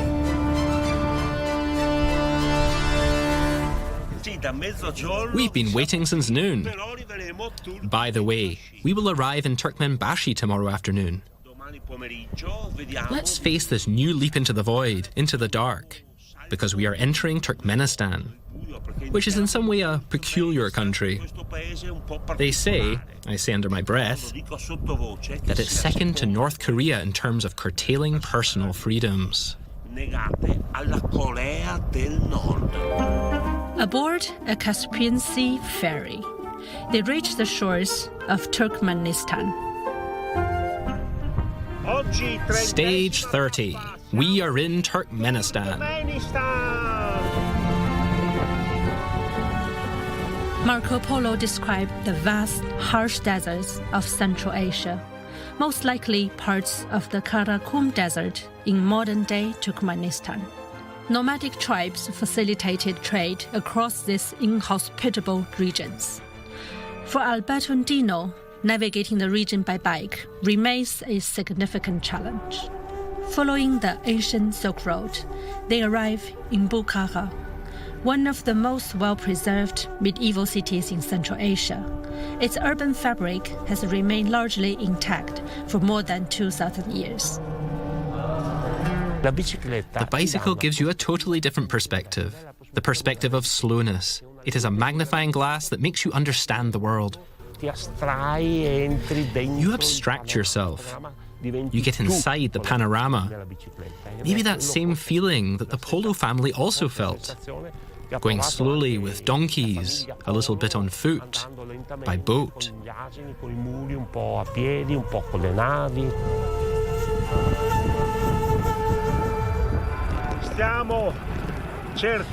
We are trying to get into China, and we can't.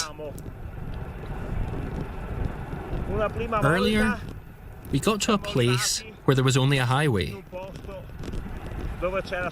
They sent us back, and we had to go around 25 kilometers, and came to another highway. So maybe this time it will work.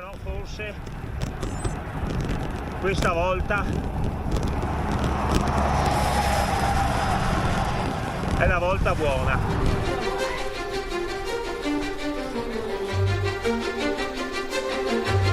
Eccoci.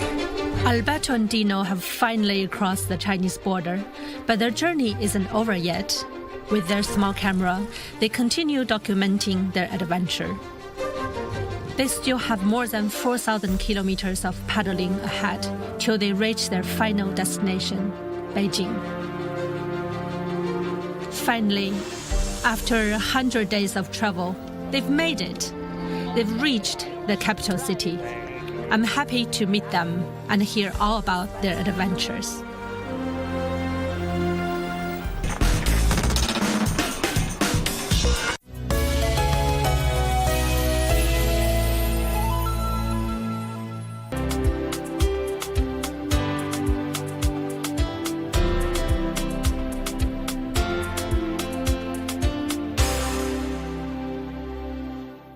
Wakenya, ni wakati mwingine wa kuhakikisha kuwa umefile KRA returns.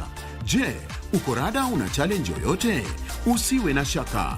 KRA wakishirikiana na KBC Channel 1 wanakuja hapo ulipo kusaidia kufile returns na kulipia ushuru wako. Jiunge na msafara wa KRA Roadshow, uwe fiti mambo ya returns. Ijumaa ya tarehe 8 mwezi Mei, tunazuru eneo la Kiambu kuanzia Kikuyu, Limuru, Kimende, Kagwi, Githunguri, Kiambu Town, Banana na kisha tumalizie Ruaka. Tarehe 30 Juni iko mlangoni. Usingoje hadi dakika za mwisho. File KRA returns mapema. Ishi bila stress. Jijue, jibeta. KRA, tulipe ushuru, tujitegemee. Tutakuletea wewe mtazamaji mafunzo, mawaidha na pia burudani kutoka kwa munchi tofauti. Na wewe ulijue kwamba kumbe mimi pahala nilipo popote, Allah tabaraka wa taala ananiona. Kile ninachokifanya, kile ninachokizungumza kinarekodiwa. Mwenyezi Mungu Subhanahu wa Ta'ala Alhamdulillah qail yarfa'illahu alladhina amanu minkum walladhina utul Alhamdulillah al-mubdi al-mu'id al-fa'alu lima yurid hamdan yukafi'u ni'mata.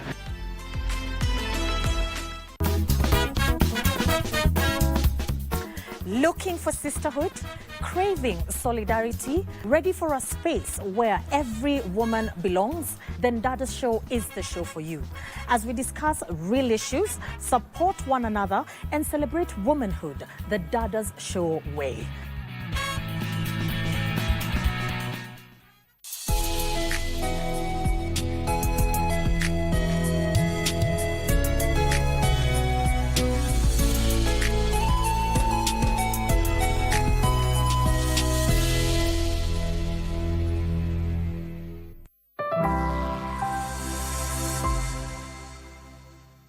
Authority is in the process of implementing various critical arteries in this country, and the chairperson is Winfrida Ngumi. She's joining us so that we can discuss these plus more. And thank you very much, Chair, for your time. How is KENHA, and is it ready to implement all these projects that the government is planning? Thank you very much. First, let me introduce myself. My name is Winfrida Ngumi. I am the board chair of the Kenya National Highways Authority. You have asked how is KENHA? KENHA is a very stable institution within the road agencies. Our mandate is to maintain, rehabilitate, and develop national trunk roads. So our space is mainly within the Class S, which is superhighways, Class A and B roads. Our institution has been implementing these road projects over the last, we were formed in 2007, so throughout this period up until 2026, we have been involved in the implementation of road projects, mainly the national trunk roads. We are a very stable, strong, well-structured institution that is led by a very competent board, and we are placed appropriately to run with the national trunk road projects. We are a very strategic institution for this country, and we are very responsible and aware of the importance of ensuring that we deliver on our mandate. Mm-hmm. You know, for the last 19 years, I mean, you've been in this game. What have you learned? Well, KENHA started as a, the functions were first in the Ministry of Roads and Transport, and then under the New Roads Act 2007, they were shelved when the road agencies were created. From a small institution, we have really learned that the most important things in implementing road highways is to be true to the needs of our users. And therefore, our vision is actually to develop and maintain quality highways for prosperity to all. And recently, when we reviewed our vision, we added the part of prosperity to all, because under the bottom-up economic transformation program, development plan for this current government, you're aware that we have to be conscious about our users and ensure that we are driving not only the engineered part of the roads, but also the economic and social impact for Kenyans. So that has been our lesson, evolving our mandate or how we implement our mission to respond to the economic and social transformation of this country. Mm-hmm. And of course, I mean, we all understand that an agency is as good as the board. And the board offers what we call strategic direction, you know, to an organization. The president has been talking about dualing about 2,500 kilometers of roads. How is KENHA positioned to drive that agenda? Thank you. So, well, KENHA is positioned through its strategic plan. We have very clear strategic goals, and our key result areas are anchored around ensuring that we deliver all the kilometers of roads that have been and are going to be implemented under our agency. We ensure that as a board we give strategic direction when it comes to driving institutional capacity, developing our teams, keeping our eyes on our road asset management, driving efficiency, so that we ensure that at every step of the way we are creating policies that are responsive to the changing needs of our infrastructure today and going forward. We also ensure, as part of our key result areas, that we plan and we prepare ourselves strategically to onboard these projects as and when they become available for us to implement. Mm-hmm. Would you enumerate some of the projects that are being undertaken by KENHA, and how socio-economically important are they to the well-being of Kenya? Thank you. So under the bottom-up economic transformation plan, roads have been identified as a key enabler of economic and social transformation. It's important to understand what that means. Our trunk roads connect counties. They connect Kenya to its regional neighbors. They connect us, they connect homes, they connect industry, they connect business hubs. They connect the Port of Mombasa to all our border posts. They open up new corridors of investment for investors, both local and foreign. So I think it is important for us as we go forward to continuously put that in mind as a board, that we are driving the economy through the organic transformation of roads. Mm-hmm. And one of the projects that you know, has elicited a lot of talks, a lot of reactions, of course, is the Rironi Nakuru-Mau Summit. I hope I got it right. The president is highly invested in this project. It's like his pet project. And we're talking about having this project completed by the year 2027. Is that viable? Oh, definitely. A lot of preparation has gone into this road project. I think it's good to clear that the work around this road project started in 2016. There has been 9 years of investigating and trying to understand the best mode of implementation. And we are happy that under the leadership of His Excellency, this project was rolled out in November 2025 under PPP, which is a public-private partnership arrangement. We have 2 sections. The road will be implemented in 2 sections. The first one from Rironi to Gilgil, and also the second part will start from Gilgil to Mau Summit. We have 2 proponents that are implementing this project, and this is after a very robust analysis of their capacity and capability. Finances have been secured and guaranteed upfront through this PPP model, which also covers, phase 1 also covers Mai Mahiu to Naivasha.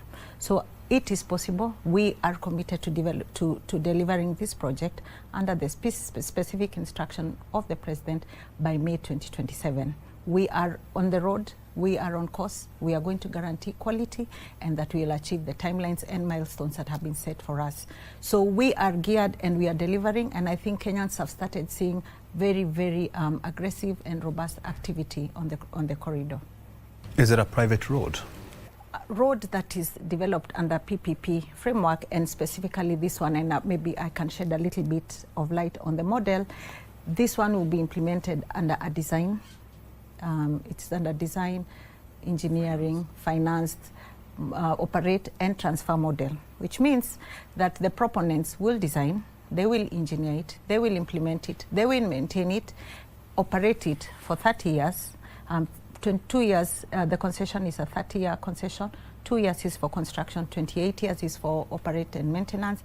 After that, it will be transferred to the Kenyans. So the road asset remains a Kenyan property. However, for the duration of the concession, it will be run and maintained by the proponent who has invested their private funds to ensure that we are able to build the capacity and expand it to meet the needs of the Kenyans.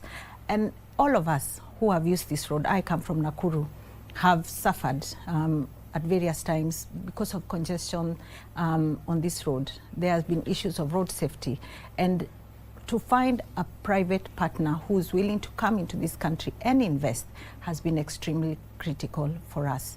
And we are happy that finally the project has been rolled out and that it will build the capacity, it will transform the whole corridor from Rironi to Mau Summit, from Rironi to Mai Mahiu to Naivasha, and Kenyans will stop suffering as a result of the congestion and the road safety issues that have been creeping up over time. And of course, you know, the business of constructing roads or putting up infrastructure is an expensive undertaking. And when you factor in that we are living in an era where few resources are competing for a lot of interest, then innovative ways are needed, like PPP, to develop some of these corridors. And that is at a technical level. A lot of people may not understand that. But for the people who are on that stretch of highway and every day they hear they're going to pay for this road, is there an alternative for them actually? Oh yes, we have been mapping all the alternative routes all the way from Nairobi to Naivasha. We have alternative routes. We have alternative routes from Naivasha to Gilgil. You can use Ngong Suswa Road that takes you through Mai Mahiu all the way round. You can use all the Thika Magumu, Jambini, and all these roads. Kenya National Highways Authority is actually really upgrading them. We are ensuring that they are very motorable, that they are viable and reasonable alternatives for Kenyans. So yes, we have been sharing information about the alternative roads. We will ensure that the alternative routes, alternative routes does not mean a parallel route. There must be a difference because while we are upgrading the Rironi Mau Summit Road, we are providing alternatives. If you want to go from Nairobi to Naivasha, you have an alternative. If you want to move from Naivasha to Nakuru, their alternatives. So I encourage Kenyans to just follow us on social media. We are always posting information about alternative routes, and that is a principal consideration when we were negotiating this road. What is going to happen to the existing road? So the existing road will remain. It will be expanded, it will be rehabilitated, it will be strengthened. And it is part of the investment that the proponents, we have two proponents, will be making. So for example, between Rironi and Gilgil, we have expansion, we are dualing this section, but we will dual, including we will just add one lane. So we'll have rehabilitation and strengthening on the old corridor, and we will add a new lane. So we'll have 2 lanes, four lanes in total, going to Gilgil, and the same applies to Rironi to Maimahio. The section from Maimahio to Naivasha will be strengthened, and it's important for Kenyans to understand what we mean by strengthening. Strengthening is almost building the road afresh, because we have to go to the foundations of the road, remove, rebuild, and rehabilitate. Then from Gilgil to Nakuru, we will have 6 lanes, so 3-3. That means we will add 2 new lanes and rehabilitate and rebuild the 2 that are existing. And onwards to Maimahio, we will have a viaduct above Nakuru, where obviously we do not want to disrupt the urbanization of the city. We will provide alternatives for people to go up, so that then we are not disrupting movement. And onwards to Maimahio, then we'll revert to the 4 lanes. So the old road will be strengthened, it will be rebuilt. There will be a lot of investment on the old road. And of course, for anybody who is wondering, what is a viaduct? It is simply an elevated highway, all right? Just like you have on Nairobi Expressway. What is going to happen to people who are going to be affected by the expansion of Rironi Highway? Thank you for that question, because Kenyans really need to understand as much as possible on this corridor, we've ensured that there's minimal disruption when it comes to land. This road will be implemented mainly on the road reserves. So we have minimal land acquisition that we've had to do, and anywhere that we have had to do land acquisition, that has already been done. We are building on our road assets, on our road reserves, which had actually been allocated for expansion. When it comes to water, sewer, electricity, fiber, because those can affect the neighboring communities, we have worked very closely with the agencies involved, Kenya Power, and we have ensured, for example, water, sewer, those have been relocated. We have plans that are ongoing to ensure that there is no disruption to all these services across the communities that they pass by.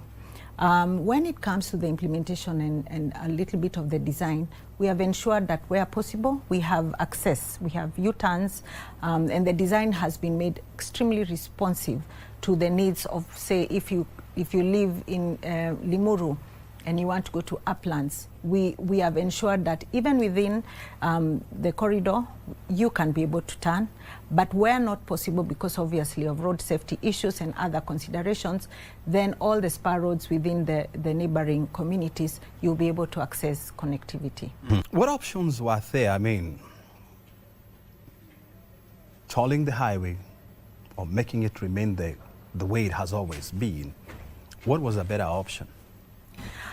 I think, and this question can be responded broadly when you look at how we finance road projects going forward. You have mentioned that, and we all agree, that investment in road infrastructure is a very capital-intensive program. And we are alive to the fact that we have a tight fiscal space as a country, and we have to really be cognizant of the prioritization of meeting our national debt obligations. So, this is where innovation comes in. And under our strategic plan, we as the board have really prioritized the use of PPP models. And it is important that we really understand why we approach PPP models. And it is because we want to ensure that we invite investors. We don't incur a single shilling as a country, and that the road is expanded. Because if we wait to achieve, to access maybe exchequer funding, it might take a long time. We might burden Kenyans more. The model of tolling just says it's a user pay model.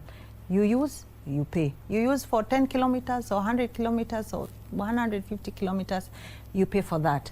And this is a sustainable business model. It's a sustainable model for financing road projects. And even now, more so because we are seeing the entrance of EVs, electric vehicles, that will not be using the RMLF, they will not be using the road fuel, the standard fuel. They will be using electricity. We have to be able to ensure that these vehicles are also contributing through their user pay model to the funds that will be used to maintain and operate this road. So it was a very well considered decision. And also because if we wait, we will never really implement this road the way Kenyans deserve. And when you look at the overall strategic, or what you call national strategic plan for this highway, I mean, it is number one to enhance and improve transport and efficiency within that stretch of highway. And number two is to reduce fatalities on the road. When you look at the Northern Transit Corridor, it accounts for almost 40% of all road carnage in Kenya. A serious conversation that is needed there. So how is this road going to improve the safety of Kenyans on that stretch? Thank you for that question. So road accidents and road carnage are caused by a variety of factors. One, and the most important one, which we have come to analyze is and understand, is user behavior. So the first thing is user behavior. And we have engaged and started engaging our users in Kenya to understand the importance of using their roads when they're in their best form. Don't drive when you're drunk, don't drive when you're tired or sleepy. So just by changing our user behavior, we should be able to deal with or reduce road accidents and road carnage. Going back to the design of the Rironi Mau Summit, we have ensured first and foremost that there's separation of traffic. By dualing and having barriers in between the two lanes or the 3 lanes where that may be, we are going to separate oncoming and outbound traffic from Nairobi. Separation of traffic is a very important strategy when it comes to managing road carnage. Secondly, we have increased the capacity of that road. Just by adding lanes, we are going to increase the capacity of that road and ensure that there is no overlapping, that Kenyans will have more lanes to use as they are driving towards their destination. Another fact that we have really ensured that during implementation is going to be embedded in the construction is road safety features. We'll be ensuring that all furniture that is required for road safety is actually built and is implemented by the contractors. This includes guardrails where necessary, road marking, road signage, the reflectors, the cat-eye reflectors, including the quality and specification of the paints that we are going to use on this road. So we are working very, very closely with the implementers, the proponents, to ensure that road safety is actually, road safety interventions are actually prioritized on this road. I might want to mention that we have just concluded a very important and the first ever road safety investor conference in Mombasa. And the objective of this conference was to bring investors from across the region. It was a regional conference to invest in roadside stations across the Northern Corridor. You did rightly put it that the Northern Corridor contributes to a large number of road accidents, and we lose lives and property on these roads. So we have just concluded, as part of our strategic goals, an investor conference to invite investors from the private sectors to come and work with us, to come and build roadside stations. And these integrated roadside stations will have rest areas for truck drivers, for commercial drivers. These are buses, matatus. We'll have rest areas for even us, you and me, who are driving on our roads. So it is important, and we are very innovative. We are listening to, and we are very, very conscious about the importance of road safety and its intervention. Let me also mention that in 2024, the President, His Excellency, launched the road safety policy. And in this policy, it's very clear, and it's a whole. It has incorporated a lot of agencies in the implementation and making Kenyans aware of the road safety policy. There's a lot of interventions that are coming up. We have mapped all the black spots on our Kenha network. We are doing interventions to support road safety and to ensure that we do not lose life and value and property on our networks. So I believe that Kenyans, we should rest assured road safety has been prioritized at the Rironi Nakuru Mau Summit Road. And of course, when you look at the National Employment Agenda and you combine it with the bottom-up economic transformation agenda, it talks about job creations at whatever stage. How many people are going to be onboarded or are being onboarded during the construction phase of this project and even after the project is completed? Thank you for that question. At the Kenya National Highways Authority, I think one of our key priority areas is to ensure that whenever our roads pass, that they transform the economies that they pass through. So we have ensured under our local content policy, which we have ensured that we have collaborated with the Directorate of the PPP, that is under the Ministry of under Treasury, the National Treasury, that we have come up with key performance indicators for these proponents when it comes to local content. We are saying that they have to demonstrate to us that they are hiring local Kenyans across the whole value chain, and this means professionals have to come from Kenya. We have to have all sectors, all cadres of Kenyans, down to the workers, the casual laborers. We have to ensure that we are ensuring and we are tracking to ensure that equipment comes from Kenyan business people, that the local manufacturers are included in the suppliers of this project. So directly and indirectly, we have ensured that across the value chain of employment, Kenyans will be employed during the construction phase of this project. Mm-hmm. After the construction phase of this project, we'll be having the operate and maintenance part. The proponents or the sponsors who we are working with will be maintaining these roads. And our policies, we are ensuring that 40% has to come from Kenyans across the 28-year operational cycle of this road. So yes, we are very clear. At the board, we are getting quarterly reports on the implementation of the local content policy, and we are ensuring that thousands and hundreds of thousands of Kenyans will have jobs available. And of course, you know, along that corridor, we just saw the other day trees being felled, and we all know that we love trees. We love our nature. And there were questions as to what is going to happen after, you know, the road is up and running. Do you have restoration matrix that you're going to employ along that stretch? Yes, definitely. Every single road that the Kenya National Highways Authority develops has undergone all the necessary regulatory checks when it comes to environmental safeguards. We ensure that at every stage, from design to implementation to operation, that the environment is safeguarded. And yes, when it comes to accessing the corridors, to get right of access to build a road, we have to cut some trees. And for every tree that we cut at the Rironi, Gilgil, Nakuru Mau Summit Road, we are ensuring that we plant 4 trees. So for every tree we are cutting, we are ensuring we are planting 4 trees. This is ongoing. It is not something that we'll wait to the end of the project to say, oh, we want to plant the trees. Every tree we cut, we are planting 4 trees. We are also growing nurseries. Kenya has invested in a lot of nurseries, not just for this road, across the country. I want to assure Kenyans that we are conscious, that we have put the necessary controls, we are tracking and ensuring that the environment is safeguarded, and we will leave it better than we found it.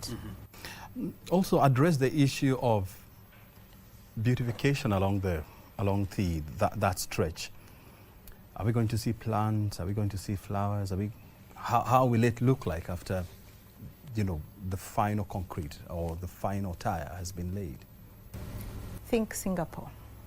I think we are headed. We have been given an aspiration to achieve, and landscape is an extremely important part of road implementation. We will be ensuring that we are beautifying the road.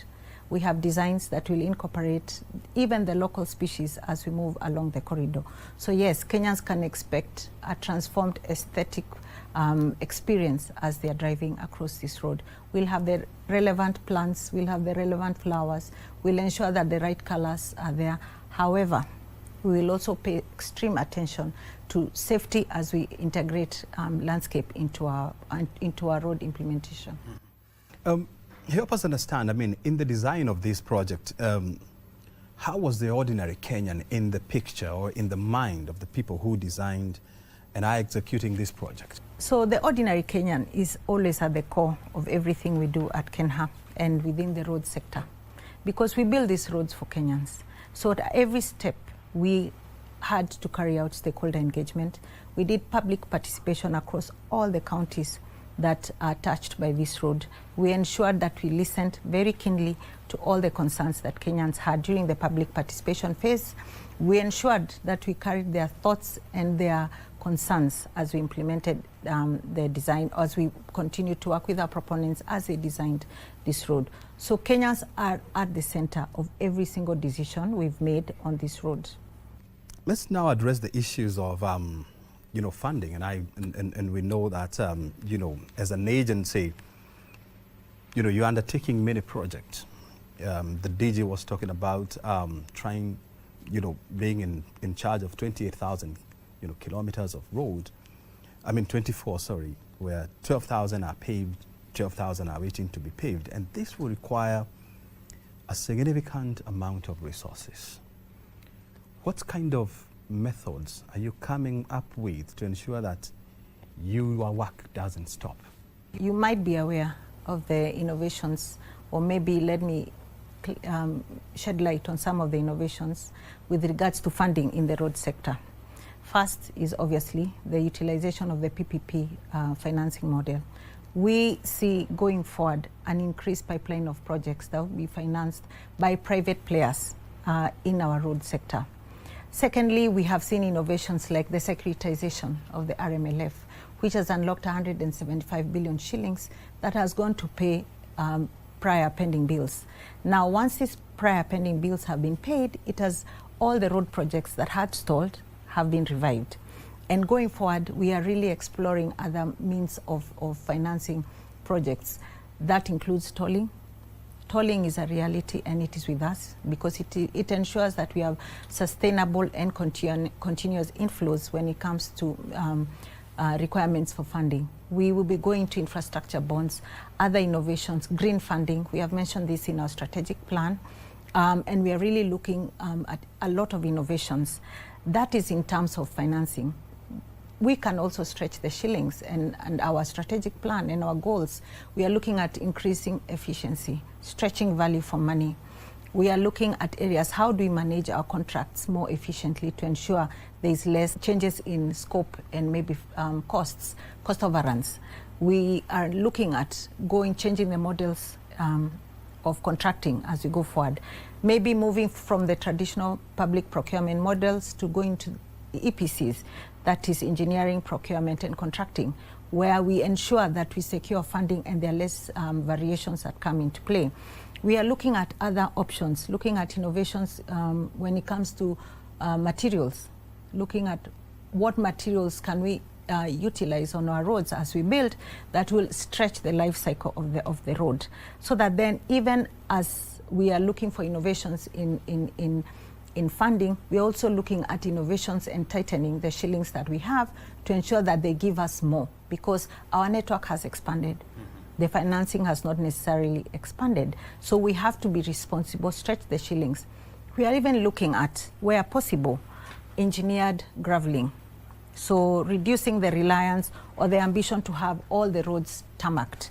So we want to ensure that while we are still conscious of motorability, that then we are also ensuring that every shilling is used appropriately, not necessarily to bitumen standard, but where we have our unpaved networks, we ensure that we employ or deploy engineered gravel roads. So there's a lot that is happening, including how we structure our procurement, both for development and maintenance projects, how we design and how we plan, so that we ensure that sustainability is sustained across the funding of the project.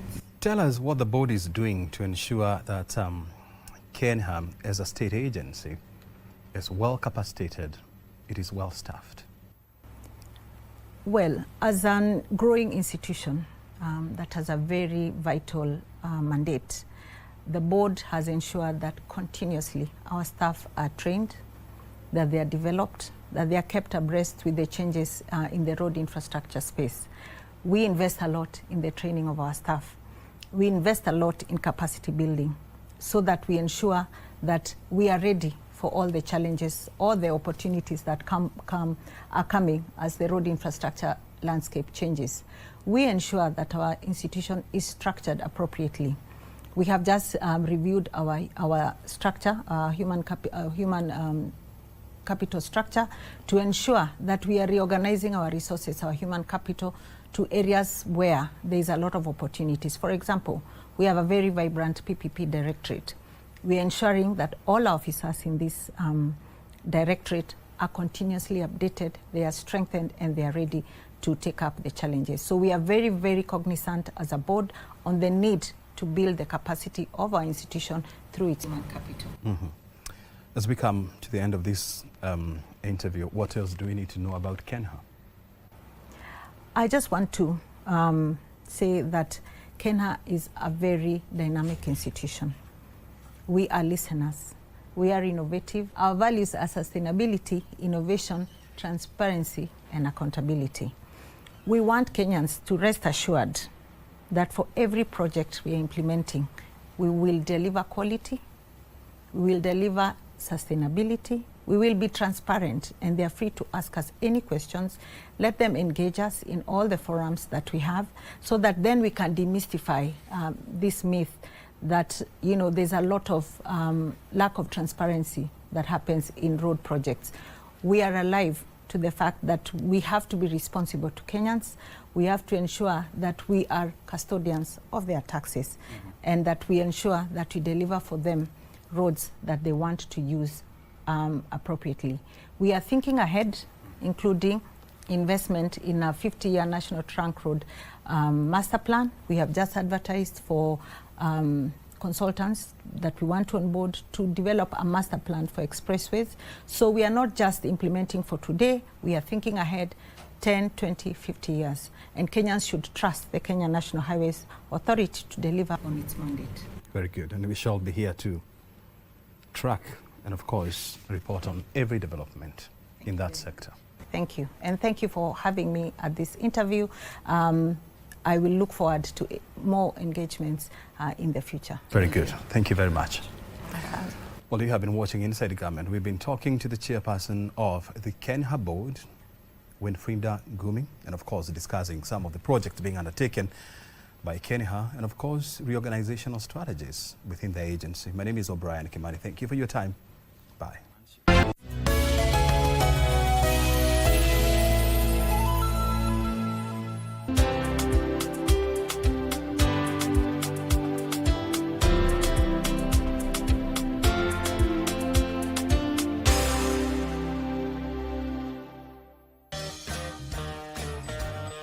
Hi, my name is DJ Alicia. I'm a musician, DJ, and an actress. J'aime la paix, vive la paix. Matunda kweli yafana kwa afya dunia nzima.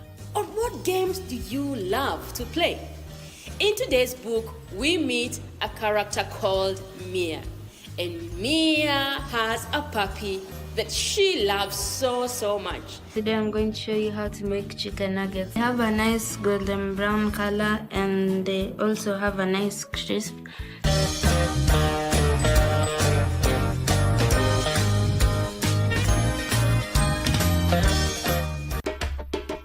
Changa, unaleta kotini sababu ya 250,000 only.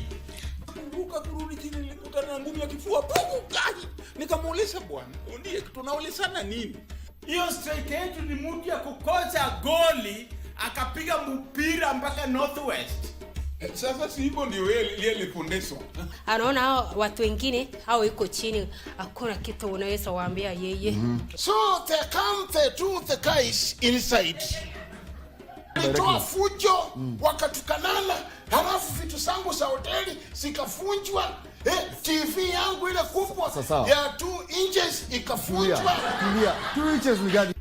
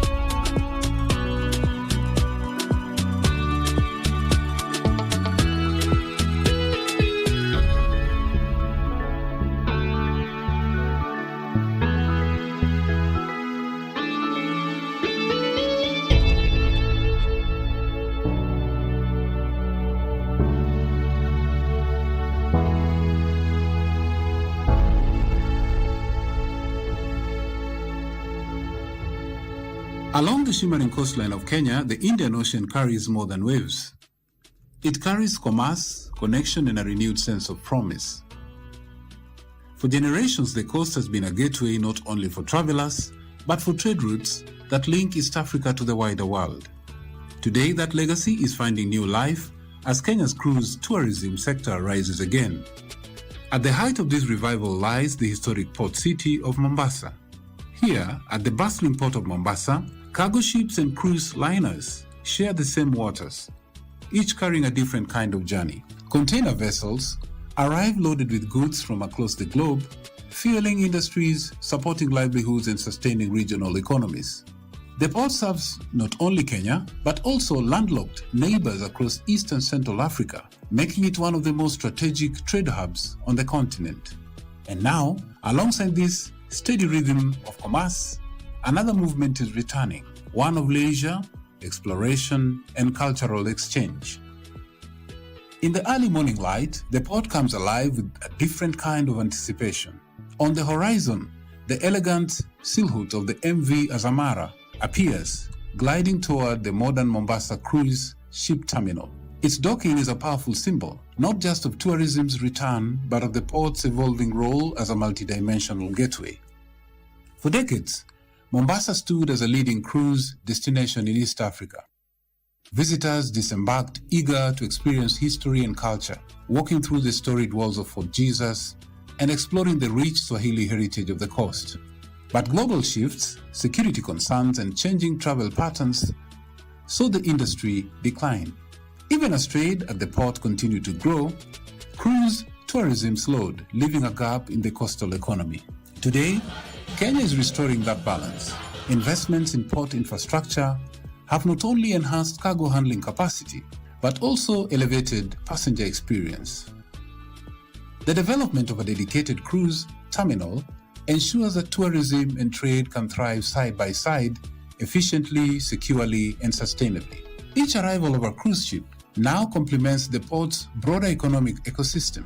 Passengers disembark into a city already energized by commerce, where goods flow through logistics, networks, and opportunities ripple outward into communities. Local businesses feel the impact immediately. Artisans, transport operators, tour guides, and hospitality providers all benefit from the influx of visitors. At the same time, the port's trade operations continue to support thousands more, creating a powerful synergy between global commerce and local enterprise.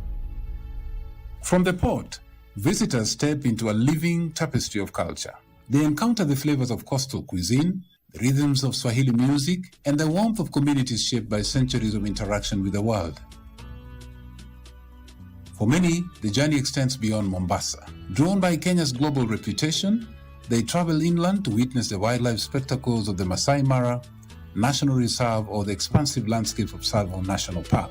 In this way, cruise tourism becomes more than a coastal experience. It becomes a gateway to the entire nation. The return of vessels like the MV Azamara reflects growing international confidence in Kenya's ability to deliver both efficiency and experience. Cruise lines are once again charting routes that include Mombasa, recognizing its unique position as a port where history, trade, and tourism intersect. Yet with this resurgence comes responsibility. As ships dock and cargo flows, the need to protect marine ecosystems, manage port operations sustainably, and preserve cultural heritage becomes ever more urgent. Kenya's vision is clear: to ensure that growth in both trade and tourism does not come at the expense of the environment or future generations. As the sun sets over the Indian Ocean, the port continues its dual rhythm. Cargo vessels prepare for departure, carrying goods across continents. Nearby, the MV Azamara readies itself to sail, its passengers enriched by the encounter with Kenya. Two journeys, different in purpose, yet united in place. And as both ships disappear into the horizon, they leave behind a powerful message: that the port of Mombasa is more than a point of arrival and departure. It is a symbol of connection, a driver of economic growth, and a gateway through which Kenya is once again engaging the world. Mary imetoka ng'ambo, imekuja hapa na zaidi ya wageni 600 kitu 50, na hii ni ishara ya kuonyesha Kenya iko amani, na wamekuja watakaa hapa siku 2. Sisi tumekuja tu kuamkua, kuwajulia hali na vile vile kuambia maneno mazuri ya Kenya, na ni vizuri watu wote wajue Kenya sisi tuko na pahari pazuri, tuko na mbuga la wanyama, kama wengine wameenda huko kuona wanyama, wengine wametembea hapa mtaani kuona mtaa wetu wa Mombasa. Na sisi tunashukuru sana wageni. Mary imetoka pande ya Philippines huko, inaingia kwingine na imechagua Kenya kama bahari moja ya palipo na usalama wa kutembea na kuja kupata riziki. Ukiangalia katika meli hii wageni wengi karibu 90% wale kwa katika meli hii ni wale wamestaafu.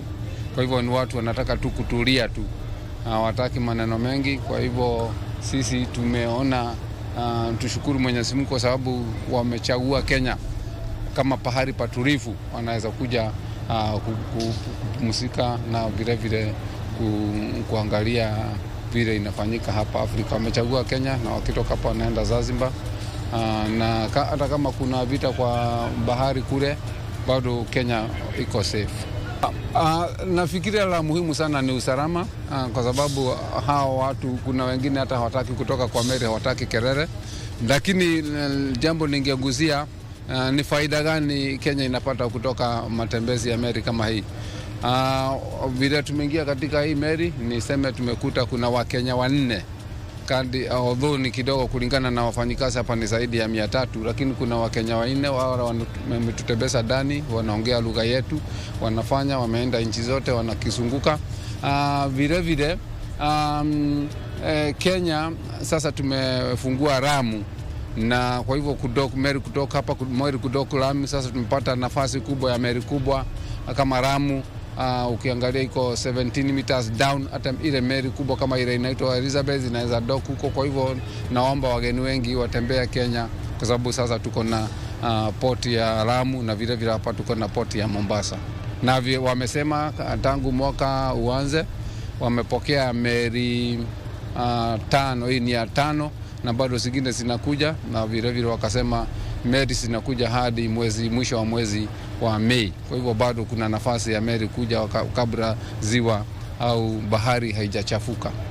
Tuzidi kuboresha sehemu zetu za culture, za tradition, mbuga zetu za wanyama, kwa sababu hawa kuja wataka kuangalia maisha yetu, cultures zetu, traditions zetu, unaziona kwenye matelevisheni lakini wanakuja kuzi experience. Kwa hiyo sisi tunashukuru, na nimeona nafasi za kazi ndio walikuwa ni 4, lakini leo tumeambiwa kuna Mkenya mmoja anaingia, na ukiingia pale utapata mataifa tofauti. Kwa hiyo pia tuna bahati kuweza kupata hizi nafasi, hata kama ni 5 tutazidi kuongezea katika meli zingine, lakini tunawashukuru hawa. We are delighted to host them because as you know, Mombasa has different scenic areas, the cultural heritage, a rich Swahili culture, the spice market, the trade, and a history that we want to share with the rest of the world. So we are welcoming them here, and we are hoping that their stay would open up their minds and allow them to explore not just Mombasa but Kenya as a whole, because these are some of the targets that we have set as a tourism sector to increase the numbers that we want to have in Kenya. As you've heard, that they are going to be here for 6 days, and for the next 6 days they will be going around in Mombasa visiting Fort Jesus, markets, shops, areas, and this means jobs for the markets, means jobs for the people that are taking them round. It means market for the transport sector. So it's an important economic opportunity for the county of Mombasa, and we would like to host them for more days. Meli hii niliipandia India. Kazi yangu ilikuwa kuwafunza kuhusu our cultures, lugha yetu, utamaduni wetu, vipi kuvaa tukiwa Mombasa. Niliwagusia kuhusu Ramadhan, chakula food that they will get, wakati ambao watapata kwenda kula, restaurants, our language, our dances, our people, our heritage, our wildlife, our technology, because our country is way more than the safaris. So the technology hubs, the innovation that we have as a country, and our diversity as well as the people of Kenya. I'm an Interport lecturer, so my role was to come in and educate on the area of my expertise, which is in data protection and cybersecurity and policy making. So just to advise on how policies are made in Kenya, how we interact with the people, how our constitution interacts with innovation, and the social well-being and the social economic environment when it comes to innovation and data protection and cybersecurity specifically. Hi, I'm Kailani. I am so excited to be in Kenya, and we obviously had a very warm welcome, which is so cool to see the culture, and I'm just very excited to be immersed in it. We are going to Tsavo East to do a safari, and then Diane Beach, and we'll hopefully go swim with some whale sharks. Tomorrow I'm going to a cultural center to learn about public speaking and just the culture, so I'm very excited to be immersed in it.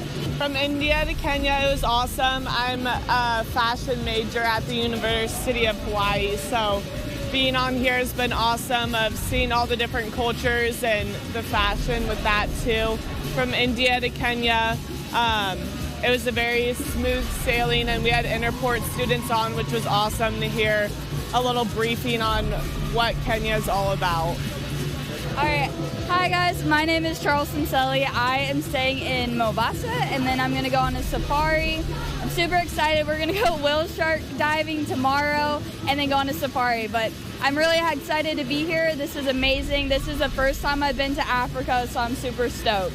Kenya's resurgence in cruise tourism is not happening in isolation. It is rising alongside a thriving trade network, each reinforcing the other, each strengthening the nation's global presence. From the docks of Mombasa to the vast landscapes beyond, Kenya is moving forward, confident, connected, and open to the world.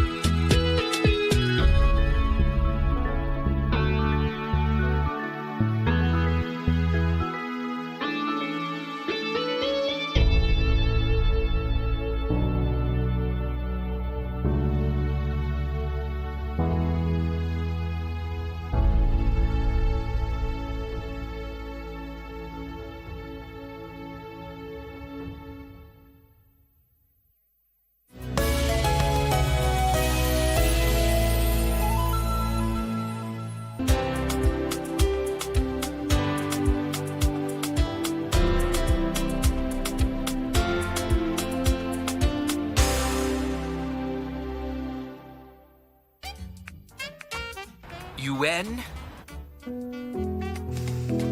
Who's we? You and me? Yeah. Of course. Any couple not planning on marrying is just messing around. A decent woman like you wouldn't do that, would you? What does that mean? Your old way of just flipping the table and taking off? That's a queen, not a girlfriend. Love has really done wonders for him. He's not bedridden anymore. He even runs faster than before. That's right. Tunajidai na lugha sanifu ya Kiswahili. Leo tutashiriki njooni mwenda sisi sanaa. Kwa kuhitimu kimasomo, adhabu kali inapowekwa pahali popote pale husimama kama funzo kwa wahalifu wengine. Unda majina mawili kutokana na vitenzi vifuatavyo.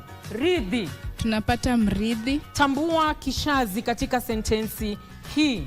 Mbuzi walioibwa jana wamepatikana salama. Tambua kishazi. Naona Maria uko tayari. Walioibwa.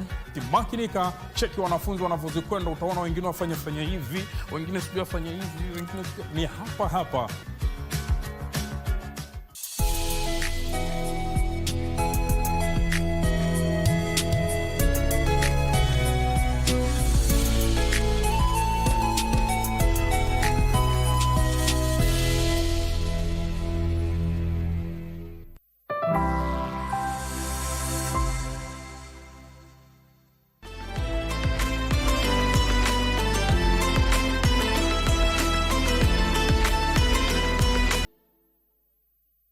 Marhaban bikum, assalamu alaikum wa rahmatullahi wa barakatuh. Mtazamaji, karibu katika kipindi bomba, kipindi murua, kipindi cha ukumbi wa Kiislamu. Jina langu ni Alishe na kipindi hichi kitakuletea wewe mtazamaji mafunzo, mawaidha na pia burudani kutoka kwa munchi tofauti ili upate kuburudika ndani ya KBC Channel 1.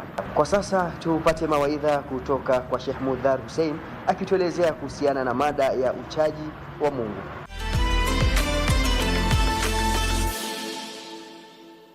الحمد لله رب العالمين والعاقبة للمتقين ولا عدوان إلا على الظالمين وأشهد أن لا إله إلا الله ولي الصالحين وأشهد أن سيدنا ونبينا محمدا عبده ورسوله صلوات ربي وسلامه عليه وعلى آله وأصحابه وعن التابعين لهم بإحسان إلى يوم الدين. أما بعد,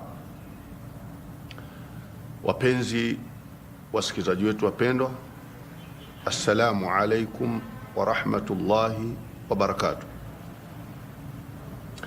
Niko na wingi wa matumaini na imani ya kuwa popote mulipo muko wazima wa afya baada ya kumalizika msimu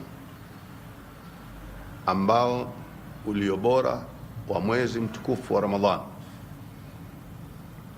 Miongoni mwa rehma zake Allah tabaraka wa taala ni kuwa kila akitupa nafasi ya kipande cha kufanya ibada, basi anatuongezea na nafasi nyingine, kwa kuwa baada ya kumalizika mwezi mtukufu wa Ramadhani tayari tumeshafunguliwa milango ya ibada nyingine tukufu ambayo ni ibada ya hija. Kwa hivyo basi, kwa kuwa mwezi wa Ramadhani umekuja kwa malengo, na malengo yake yamo kwenye ibada zote. Malengo ni yapi? Ni yale Allah tabaraka wa taala alipotuambia la'allakum tattaquna, mupate kumuogopa Mwenyezi Mungu subhanahu wa taala. Neno hili la taqwa Allah lazungumzwa sana, na kila wakati anayezungumza akitoa waadhi kama ni Ijumaa ama ni mawaidha ya kawaida, lakini utakuta mwanzo anakuambia ittaqullah, muogope Allah tabaraka wa taala. Hasa ikiwa Allah tabaraka wa taala ameuleta huo mwezi wa Ramadhani ili tupate uchaji Mungu, lakini uchaji Mungu ni nini? Nini maana ya taqwa Allah? Kwamba mtu akikwambia ittaqillaha, unakuwa na wasiwasi, unakuwa na hofu, unakuwa na unyenyekevu. Kwa nini? Kwa sababu kipande hiki cha taqwa Allah hakikai kwenye sura ya mtu, hakikai kwenye vazi la mtu, hakikai kwenye mwili wa mtu. Kipande hiki cha uchaji Mungu pahala pake ni ndani ya moyo. Huwezi ukamwona mtu ukasema yule bwana ni mchaji Mungu. Ma arafaka annahu yattaqillah, lipi lililokujulisha kwamba yeye amuogopa Mwenyezi Mungu? Kwa kuwa hiyo ni siri baina ya huyu mja na Allah tabaraka wa taala. Kama vile vile ndani ya mwezi mtukufu wa Ramadhani, chakula ulikuwa nacho ndani ya nyumba yako, vinywaji ulikuwa navyo ndani ya nyumba yako, mkeo halali ulikuwa naye ndani ya nyumba yako, lakini ukaona ya kwamba hakuna anayeniona, bali anayeniona nani? Allah tabaraka wa taala yuaniona. Ukaweza kujizuia na yote, na lau ungekula ukatoka nje ukawaambia watu mimi nimefunga, hakuna ule atakuambia bwana hujafunga kwa sababu nimekuona umekula. Lakini ulikuwa unamwogopa Mwenyezi Mungu subhanahu wa taala.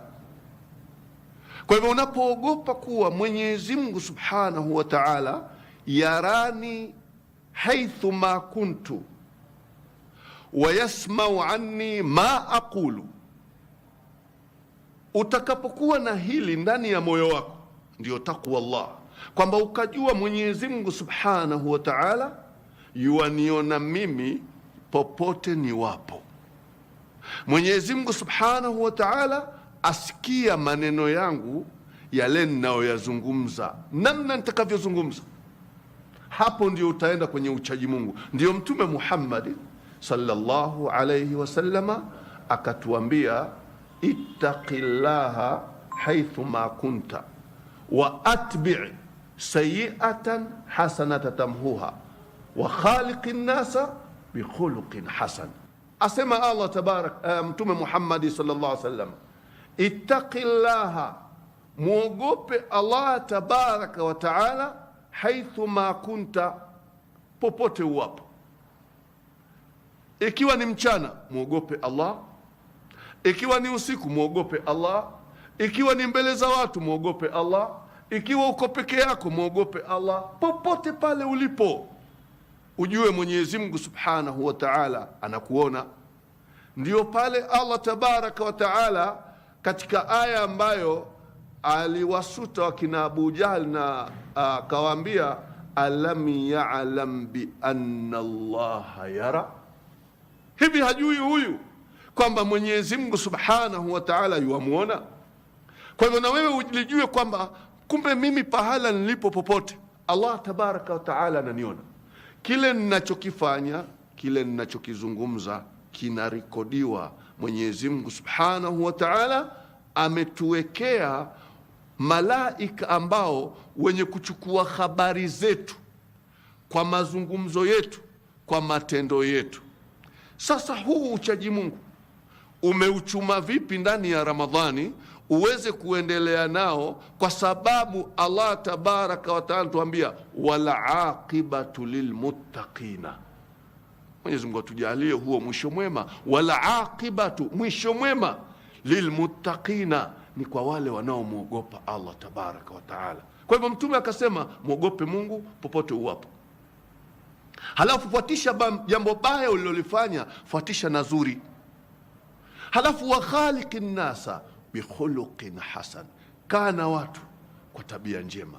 Kaa na watu, amiliana na watu kwa tabia iliyo mzuri. Mtume Muhammadin sallallahu alayhi wasallam akasema, innama bu'ithtu liutammima makarim al-akhlaq, mimi nimetumwa kuja kutimiza, kukamilisha tabia ambazo ni njema. Bimaana waliokuwako walikuwa wameshazianza zile tabia njema, mitume wenzake, lakini yeye amekuja kuzikamilisha zile tabia njema. Sema wa khaliqin nasa bi khuluqin hasan, kaa na watu, ishi na watu, amiliana na watu, zungumza na watu, saidiana na watu, bi khuluqin hasan, kwa tabia iliyo mzuri, kwa tabia iliyo njema, kwa tabia ambayo ni bora.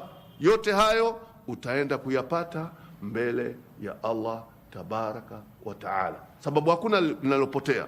Inna Allaha la yudhi'u ajra almuhsinin, Allah tabaraka wa taala hapotezi, hafuti mazuri ya wale wenye kufanya mazuri, mema ya wale wenye kufanya mema.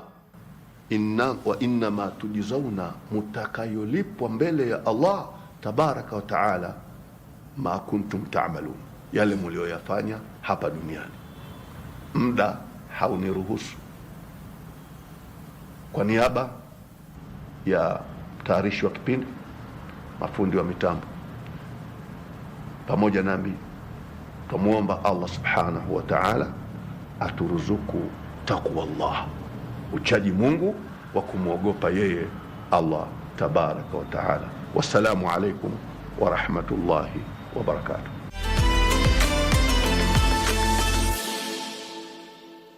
Kwa hakika ni mawaidha na mazungumzo mazuri kutoka kwa shekhe wetu ambaye ameweza kutujuza ya kwamba ukifanya jambo baya basi harakisha kufuatiliza jambo lile kwa jambo zuri, na pia ametuelezea ya kwamba uchaji Mungu hauonekani kwenye uso, hauonekani kwenye mavazi wala kwenye mwili, bali uchaji Mungu upo ndani ya nafsi ya mtu.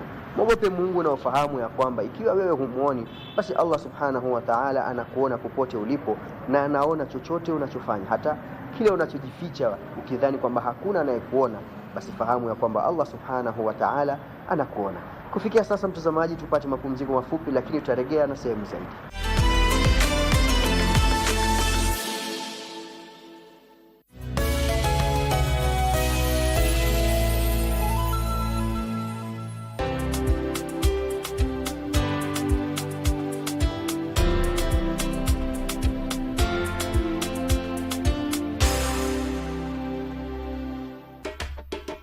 Shanga, unaleta kotini sababu ya 250,000 only.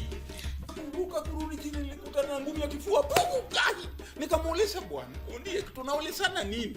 Hiyo strike yetu ni mtu ya kukosa goli, akapiga mpira mpaka Northwest. Sasa si hivyo ndio ile fundisho. Anaona hao watu wengine hao iko chini, hakuna kitu unaweza waambia yeye. So they come the two the guys inside. Nitoa fujo, wakatukanana, halafu vitu zangu za hoteli zikafunjwa, TV yangu ile kubwa ya 2 inches ikafunjwa. Tulia. 2 inches ni gani? Asa wataka nini? Acha nikwambie hivi Zena. Wakati wako umeisha, na wakati wangu. Nasikia? Lazima tutumie muda tulionao vizuri. Ongea nami tafadhali.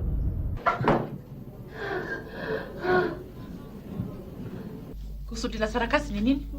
Kwani Maimuna aenda? Kwani unafanya nini tena? Toki hapa mpaka niajadili ninayoongelea, sawa? Beko, niache. Hebu nisikize. Sitaki kusikiza, sitaki kukuona. Nikirudi hapa sitaki kupata, kishasikia?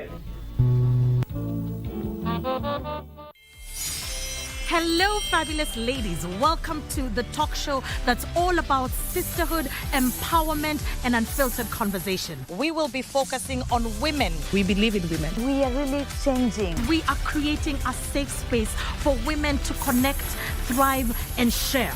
just because you're a woman on a bike, you're labeled in a certain way. It's not just a talk show, it's a movement. When they are standing, we need to stand out. From heartwarming tales to hilarious adventures. They could ask me, Catherine, why are you learning?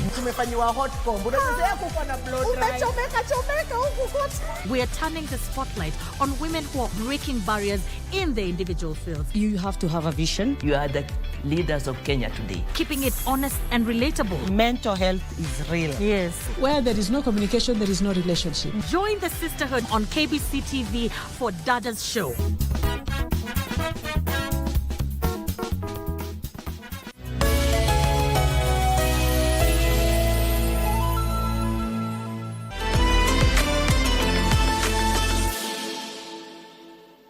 Karibu tena mtazamaji katika kipindi cha ukumbi wa Kiislamu katika sehemu yetu ya pili. Sehemu ya kwanza tuliweza kupata mawaidha kuhusiana na mada ya uchaji Mungu, ambapo tulielezwa ya kwamba tuwajibike katika kumcha Allah Subhanahu wa Ta'ala na tujue ya kwamba anatuona iwapo sisi hatumuoni.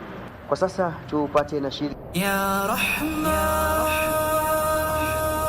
Ya Rahim, Ya يا رحمن يا رحيم يا منان يا حليم رحمن يرحم من يشاء تواب يغفر من أناب والقلب يدعو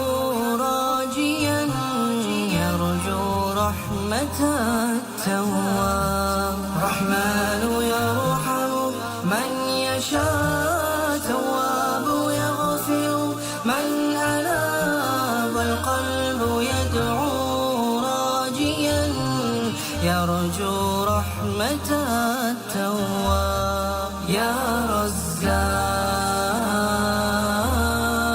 يا كريم يا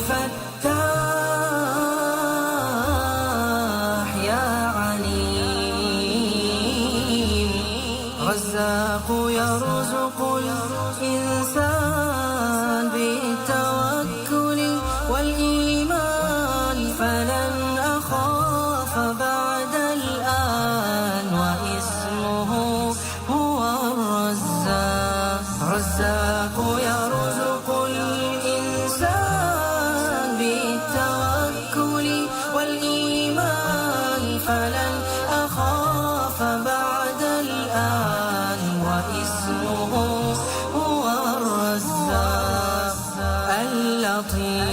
اللطيف الخبير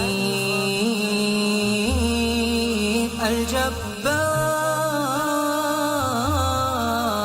العظيم الطف بحال المسلمين قد طال ظلم المعتدين محزونين ومبتلين عجل لنا النصر المبين الطف بحال المسلمين قد طال ظلم المعتدين محزونين ومبتلين عجل لنا النصر المبين رحمن يرحم من يشاء تواب يغفر من أناب والقلب يدعو راجيا يرجو رحمة التواب رحمن يرحم من يشاء تواب يغفر من أناب والقلب يدعو راجيا يرجو رحمة التواب يرجو رحمة التواب يرجو رحمة التواب baada ya kukuburudisha mtazamaji wetu na nashidi hiyo. Kwa sasa tuingie katika Qur'an na hadithi ambayo itakuwa ikisomwa na wanafunzi wa madrasa. Assalamu alaikum wa rahmatullahi wa barakatuh. Ismi Fauzia Juma min Markaz Riyadhus Salihin. Alhamdulillahi qail yarfa'illahu alladhina amanu minkum walladhina utul ilma darajat. Wassalatu wassalam ala sayyidina Muhammad qail man salaka tariqan yaltamisu fihi ilman sahalallahu lahu bihi tariqan ila al-jannah. وأشهد أن لا إله إلا الله وحده لا شريك له وأشهد أن سيدنا محمدا عبده ورسوله أما بعد. أيها الأحبة أنا الواقف أمامكم ثمرة من ثمار هذه مدرسة الوقفت الوقوف أبدي أمام سيده الوقوف جندي قائد جيشه. أيها السادات الحاضرون فتحمل خطبتنا فضل العلم والعلماء.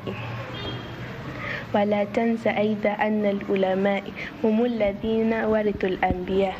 قال رسول الله صلى الله عليه وسلم العلماء ورثة الأنبياء فعلينا أن نجلهم ونأخذ عنهم ونتأدب معهم فهم مصباح الطريق وحسن الأمة يدلون الناس على الخير ويبينون لهم دينهم ويحفظون عليهم عقيدتهم. أيها الكرام تعلم العلم فليس المرء انظر إلى إمام الشافعي. كان إمام الشافعي رحمه الله لا يملك الثمن الورق فليس يكتب العلم على العظام. وهذا السلام عليكم ورحمة الله وبركاته. السلام عليكم ورحمة الله وبركاته. اسمي بكاري ثابت من مركز رياض الصالحين.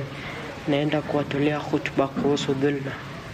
Alhamdulillah al-mubdi al-mu'id al-fa'al lima yurid hamdan yukafi'u ni'mata wa yuqabilu al-mazid wa ashhadu an la ilaha illa Allah alladhi harrama adh-dhulma ala nafsihi wa ja'ala muharram ala al-abid wa ashhadu anna sayyidana Muhammadan abduhu wa rasuluhu wa safiyyuhu wa khaliluhu ar-rashid. وصلى الله على سيدنا محمد وعلى آله وصحبه صلاة دائمة ومزيد. أما بعد ضيوفنا الكرام وقفت أمامكم لألقي إلى الكريم مسامعكم خطبة تحمل في هذا العنوان رسالة لكل ظالم فعائروني مسامعكم هذه لحظة القصيرة وكونوا معي سادات الأعزة. أيها المستمعون نحن في زمن الباد الأقوياء صار يأكل الضعفاء ونسي إنه يوم سيقدم صلاة عليه ونسي يوم سيضع الموازين القسط ليوم القيامة. قال الله تعالى ونضع الموازين القسط ليوم القيامة فلا تظلم.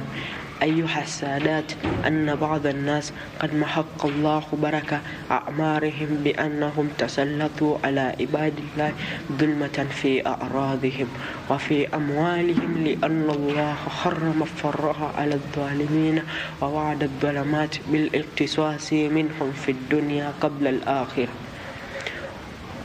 وهذا السلام عليكم ورحمة الله وبركاته. Kufikia hapa sina la ziada, bali ni matumaini yangu kwamba umeweza kufaidika kutokana na kipindi cha Ukumbi wa Kiislamu wiki hii, na tupatane papa hapa ndani ya KBC Channel 1 wiki ijayo, ambapo tutakuletea shekhe mwingine ambaye atatuelimisha na mada nyingine, na pia tuweze kusikia nashidi nyingine hapo itakapofika wiki nyingine. Jina langu ni Alishe, na usisahau kutufuatilia katika mitandao ya kijamii. Jina ni Ukumbi wa Kiislamu.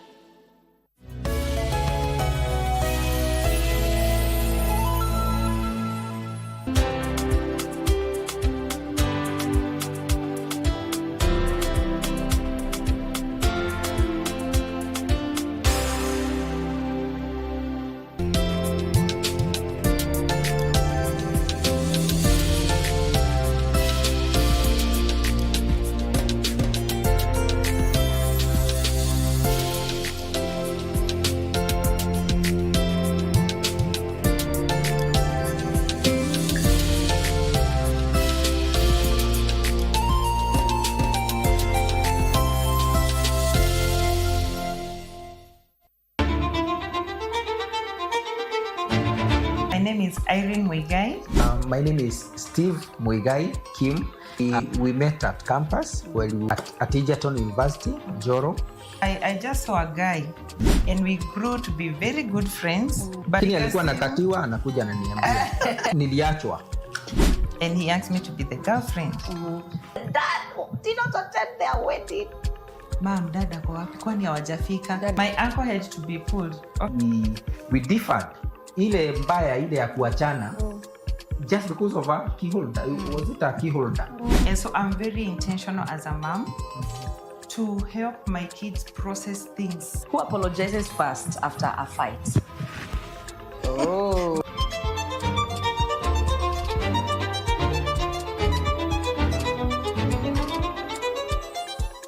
Wakenya, ni wakati mwingine wa kuhakikisha kuwa umefile KRA returns. Je, uko rada una challenge yoyote? Usiwe na shaka. KRA wakishirikiana na KBC Channel 1 wanakuja hapo ulipo kusaidia kufile returns na kulipia ushuru wako. Jiunge na msafara wa KRA Roadshow, uwe fiti mambo ya returns. Ijumaa tarehe 8 mwezi Mei tunazuru eneo la Kiambu kuanzia Kikuyu, Limuru, Kimende, Kagwi, Githunguri, Kiambu Town, Banana na kisha tumalizie Ruaka. Tarehe 30 Juni kwa mlangoni. Usingoje hadi dakika za mwisho. File KRA returns mapema. Ishi bila stress. Jijue, jibeta. KRA, tulipe ushuru, tujitegemee.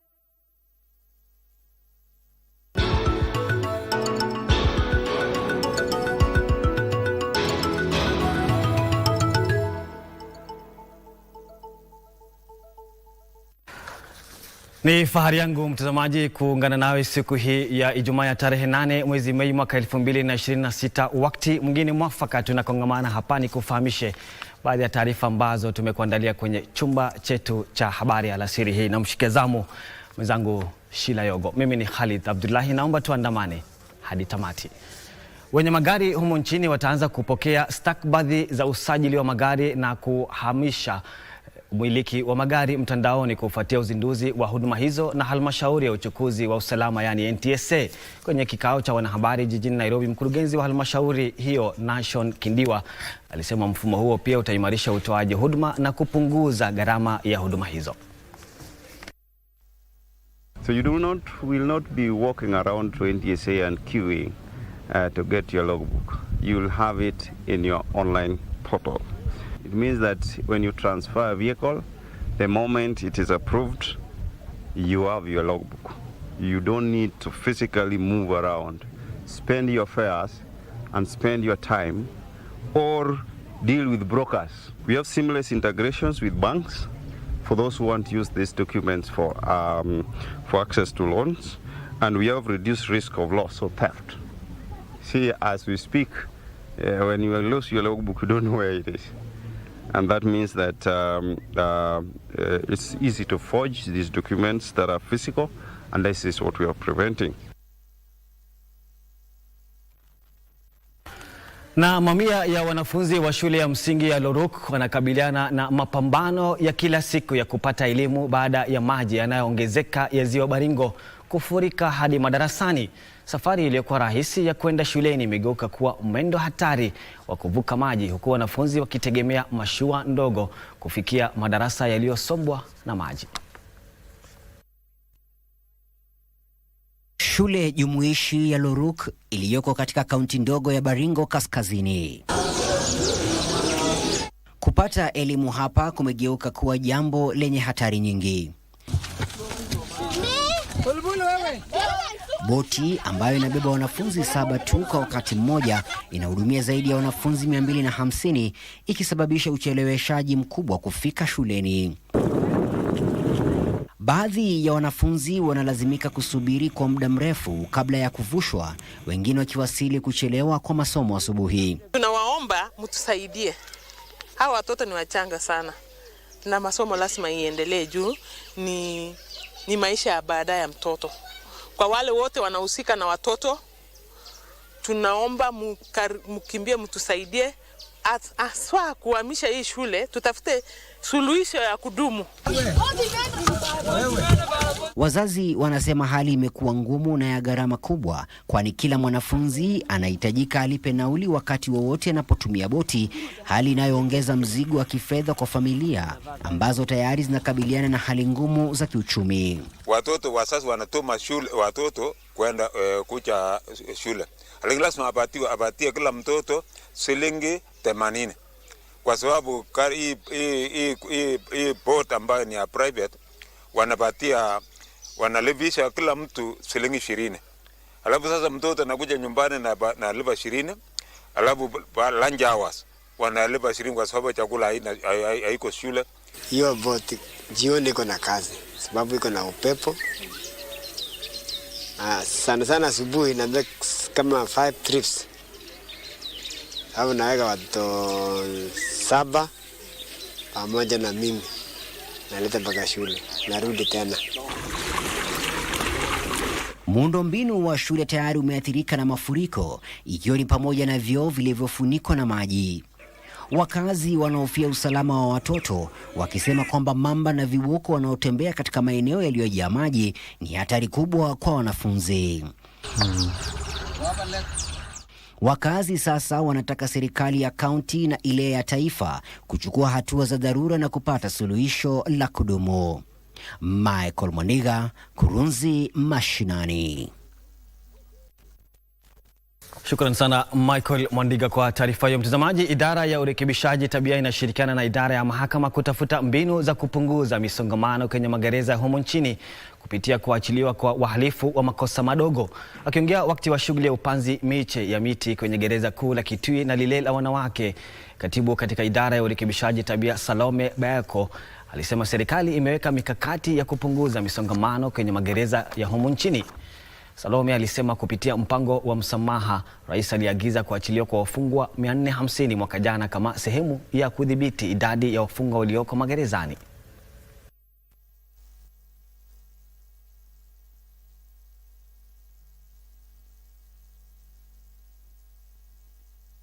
We have programs where we decongest, and now the judiciary has been in the forefront of ensuring that is done.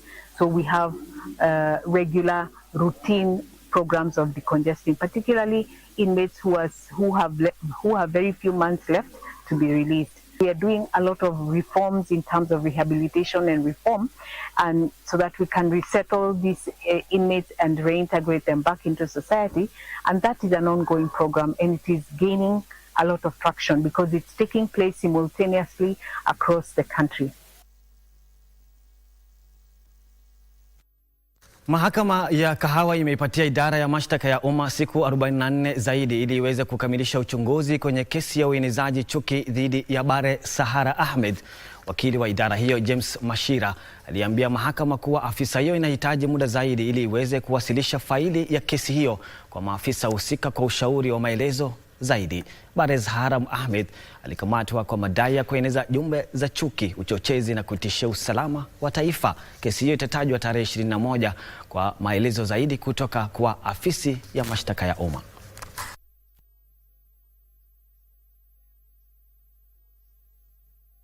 Requesting the order that we get an extension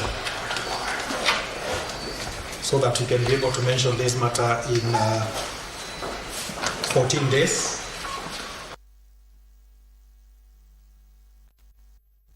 Mtazamaji, wataalamu wa magonjwa ya kupumua wamefadhaishwa na ongezeko la visa vya ugonjwa wa pumu, huku takwimu za shirika la afya ulimwenguni zikiashiria kuwa watu 2300 hufariki humu nchini kila mwaka kutokana na ugonjwa huo. Kwa mujibu wa mtaalamu wa magonjwa ya pumu miongoni mwa watoto Justus Simba, vifo hivyo hutokana na udhaifu katika mpango wa matibabu ikizingatiwa kuwa ugonjwa huo unaweza kudhibitiwa. Simba alisema kuwa watoto wengi katika maeneo ya mjini wako kwenye hatari ya kuugua pumu kutokana na uchafuzi wa mazingira kutoka kwa magari, vumbi kutoka miradi ya ujenzi na mizio. Wataalamu wanahimiza ushirikiano kati ya kukabiliana na gharama kubwa ya matibabu ya ugonjwa huo ikiwemo upatikanaji wa vipumilio, uhamasisho wa wagonjwa na wanaowatunza na kuwapa wahuduma wa afya vifaa hitajika ili waweze kutoa huduma mwafaka.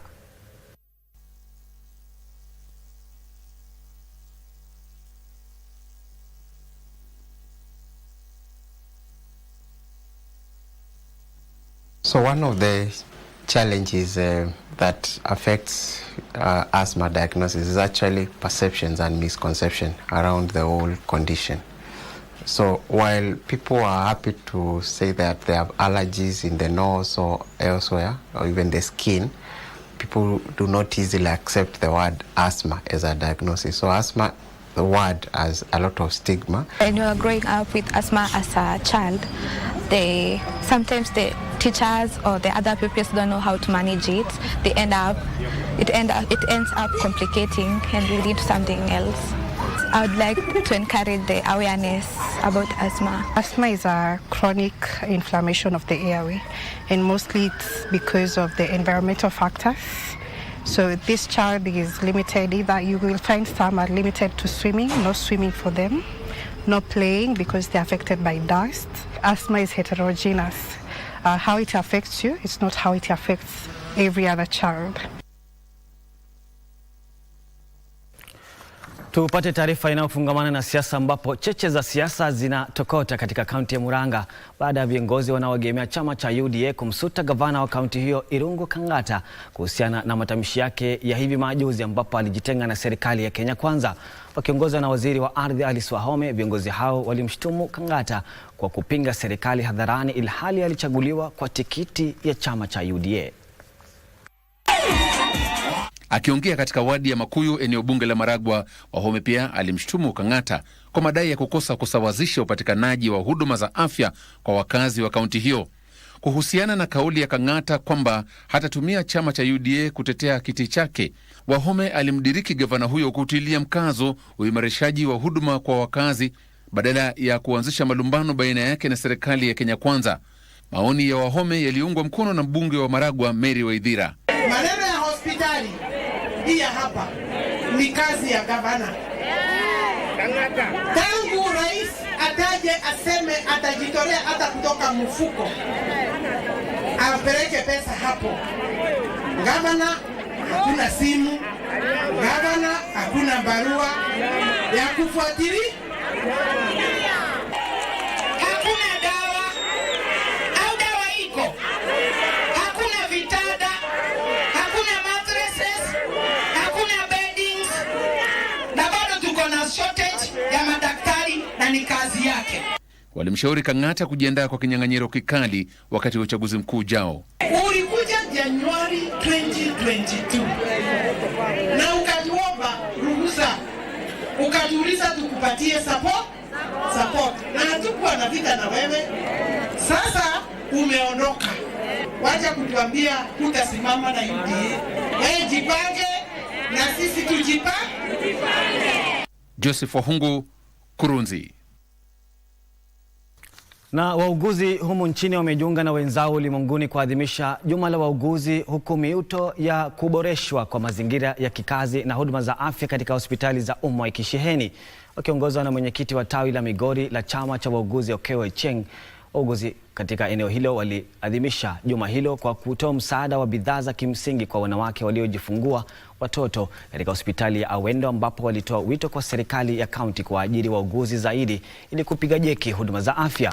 Afisa mkuu wa afya katika kaunti ya Migori Samuel Atula alikiri changamoto zilizopo na akawaahidi kuwa serikali ya kaunti imeanzisha utaratibu wa kuajiri wauguzi zaidi.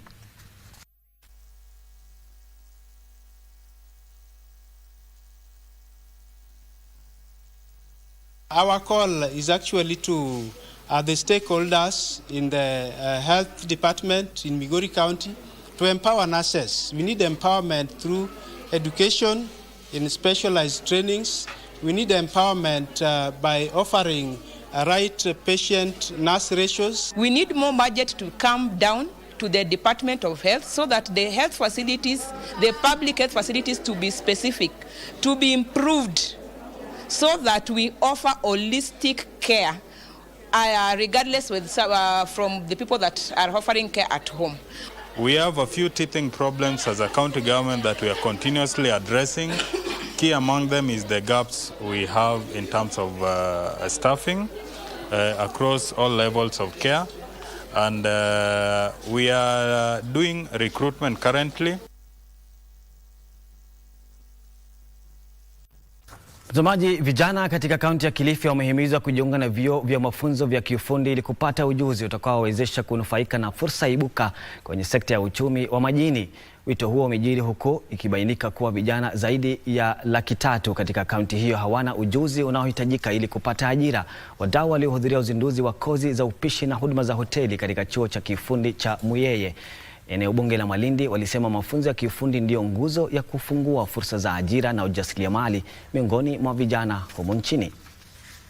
Will be set. Sio lazima wafanye kazi kwa mahoteli. Though I agree kuwa hoteli pia iko in the hospitality and tourism sector, which is a subsector of the blue economy, lakini pia wanaweza enda kufanya kazi kwingine. This is a coordinated project by CICAN, which is Colleges and Institutes Canada, a membership-based organization that represents all of the colleges and public polytechnic institutions all across Canada.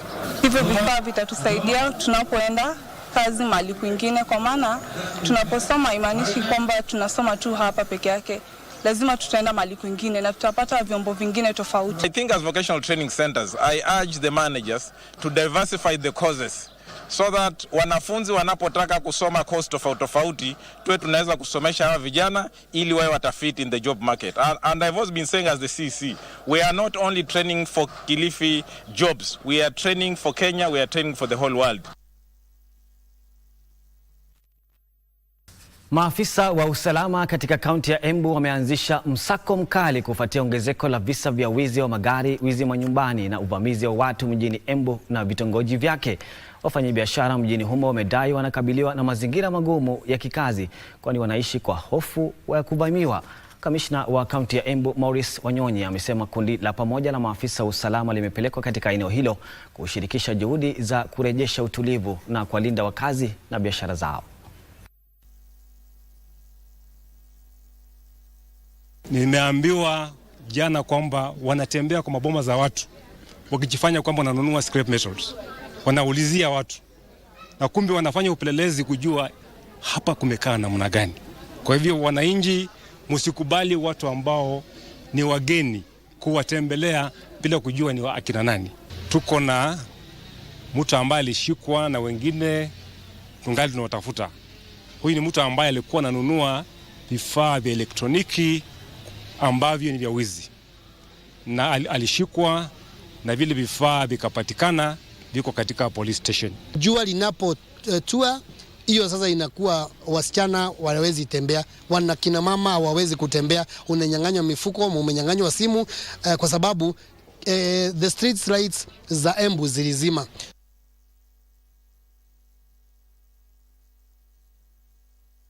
Mtazamaji, Askofu Mkuu Andreas Makarios wa kanisa la Kiorthodoksi anasema mpango wa elimu wa kanisa hilo ambao unatoa elimu bila malipo kwa wanafunzi kutoka familia maskini katika eneo la Dagoretti Kusini umewawezesha watoto wengi kupokea elimu ya viwango vya juu. Maoni yake yaliungwa mkono na mwalimu Vincent Asere, hata aliyesema wanafunzi wengi waliokuwa kwenye hatari ya kuacha masomo wameweza kuendelea na elimu. Kwa upande wao, wanafunzi waliofaidika wana matumaini kwamba watafanya vyema katika mitihani yao.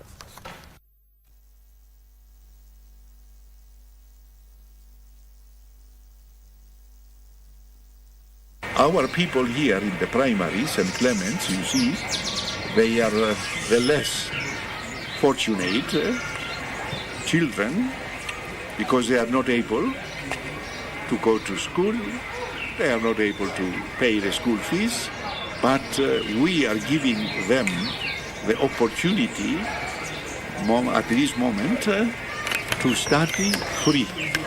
The learners have enough food, they have all the resources required for learning, and also the teachers have been facilitated, so everything is running on smoothly. And I am a girl.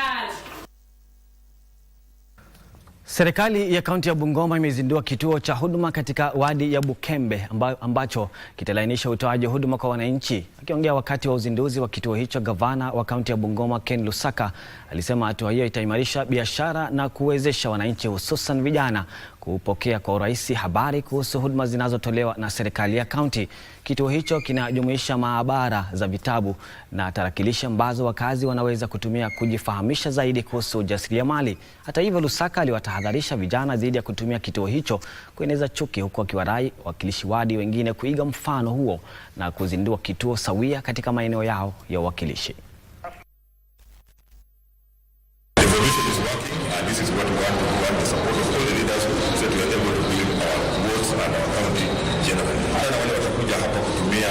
Senta hii ya kutafuta nafasi za kazi, watumie kufanya vitu ambavyo vitawapatia manufaa katika maisha yao. Hatutaki vijana wakuja hapa kutumia kutusi wengine ama kutusi viongozi. Hiyo itakuwa lengo ambalo tuliweka hii senta hapa.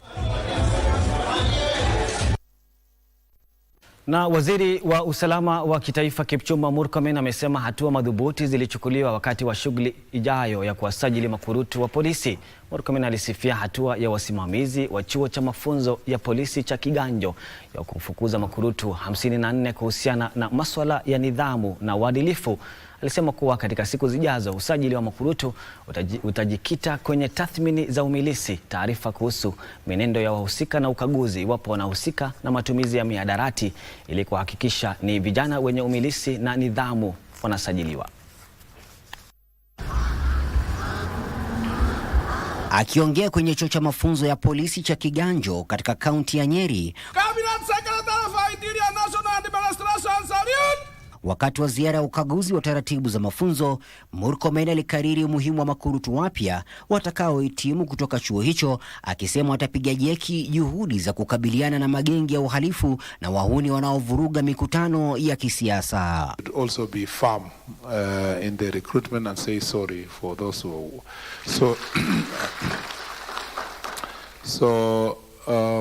either the test be done in the field or when someone is arriving, the first thing before they report, they come with the testing. Alieleza kuridhishwa na viwango vya mafunzo kwenye vyuo vya polisi humu nchini, akisema Kenya itanufaika pakubwa kutokana na uzinduzi wa chuo cha polisi ambacho kitatoa mafunzo kwa maafisa wa humu nchini na kanda hii kwa ujumla.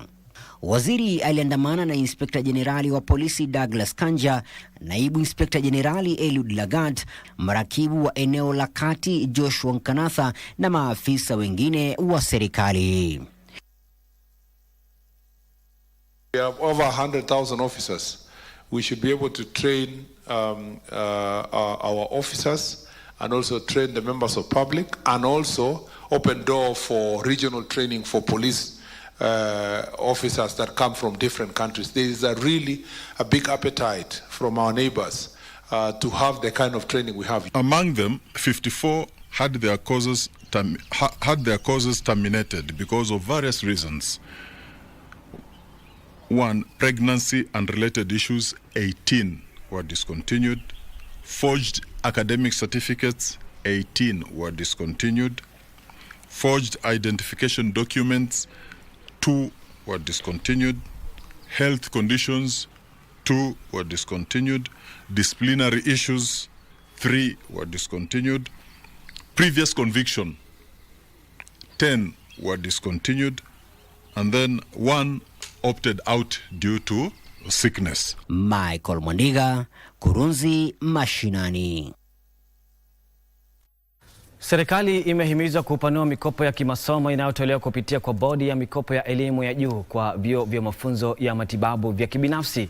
Akiongea wakati wa uzinduzi wa mpango wa udhamini wa masomo katika chuo cha mafunzo ya matibabu cha Macmillan, mkurugenzi wa chuo hicho Moses Ochieng alisema hatua hiyo itawezesha wanafunzi kutoka familia maskini kupata mafunzo bila pingamizi. Udhamini huo unanuiwa kuwasaidia wanafunzi wanaostahili kupata mafunzo na vyeti vya kuhudumu ili kupiga jeki huduma za afya humu nchini. Chuo hicho aidha kimezindua mpango wa ufadhili wa kimasomo ya kiteknolojia kwa wanawake wanaotaka kujitosa kwenye ulingo huo.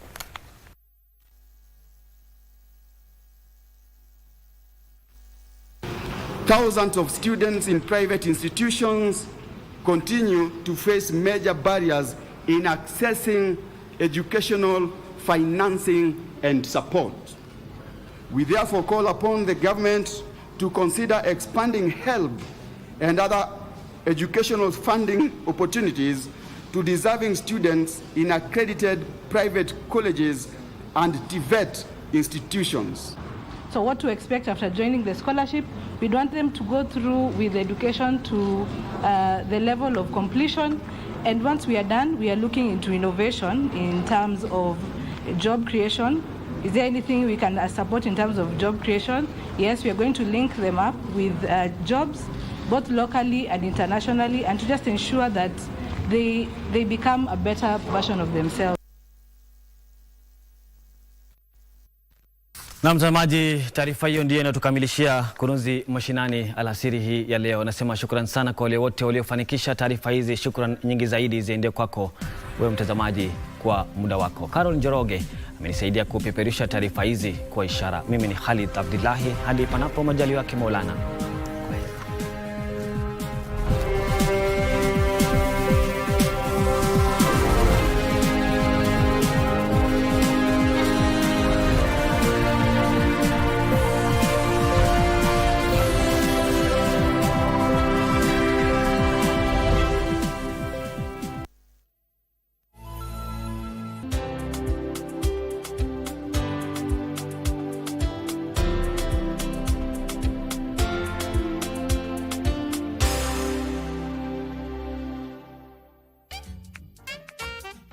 UN? Who's we? You and me? Yeah. Of course. Any couple not planning on marrying is just messing around. A decent woman like you wouldn't do that, would you? What does that mean? Your old way of just flipping the table and taking off? That's a queen, not a girlfriend. Love has really done wonders for him. He's not bedridden anymore. He even runs faster than before. That's right.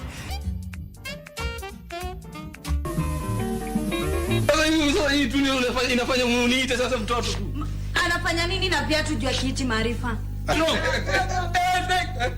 Bring me my head. Hayo maziwa, sina maziwa meka mtoto wewe. Bili mimi ni mtoto. Mimi nimekuaje? Jamani. Lakini Bili unapenda mchezo. Wewe. Tutu.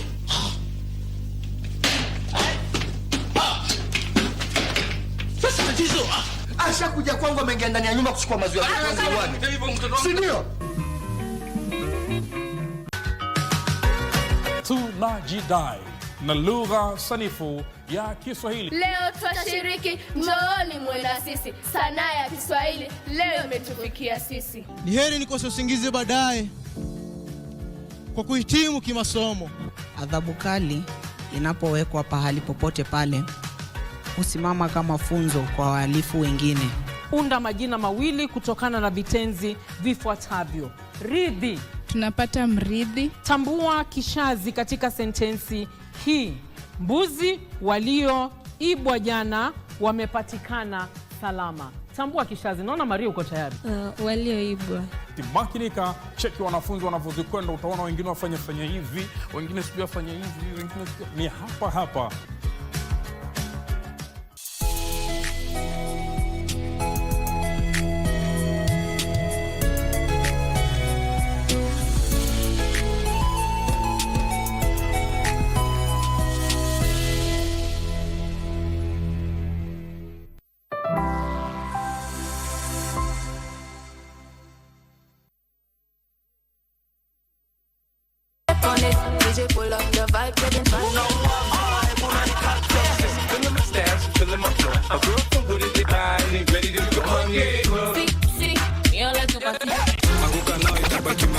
Halo, nimekuja na tangazo. Hapo. Stop, staki kusikia. winning in the motor. This is how we do, yeah, and yeah, we do it like that. Rocky Motos. Do. This party is Rocky Motos. Jagalambede wabode, banda bebagambe mubede, ndeka fululu lwankute, demoko unayenga na jude. Njagale ndongo ekwaje, echigede motaka nsote, gamba yolo kubanga gwakede, brini tolamba mundo byantade. This is the life I chose, I know how the story goes. I'll turn your day to night if you believe in miracles. We jamming and burning. One day it will all go down, down. So nothing concerns me when I hear the blazing sound.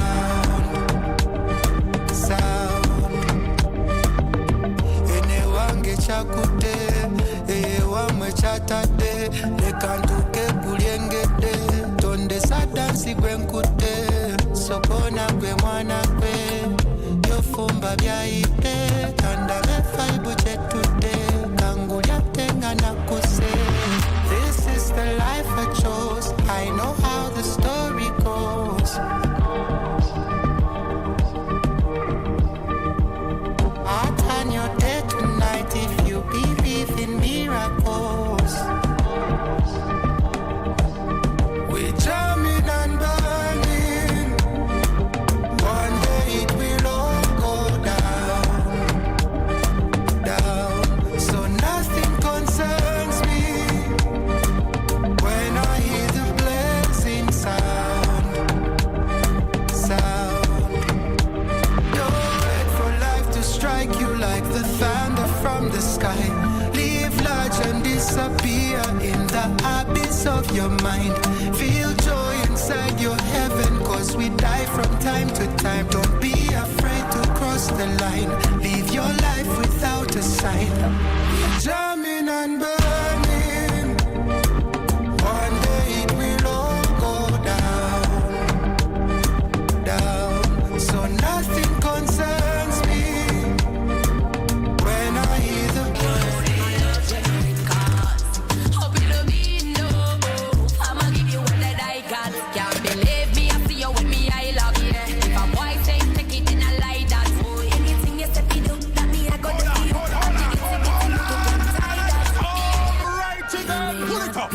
Want to follow DJ Brito? Get on the socials at Brito_the DJ. A big fast car, but I love you in every way. Yes, I love you in every way. I don't know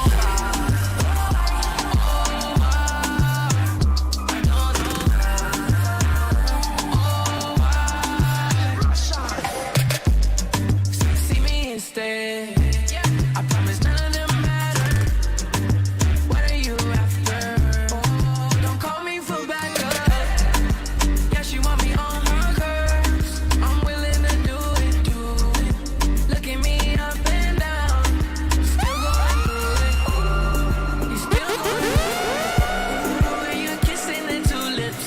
Oh, when you're touching your tunic. You're bad and you already proved it.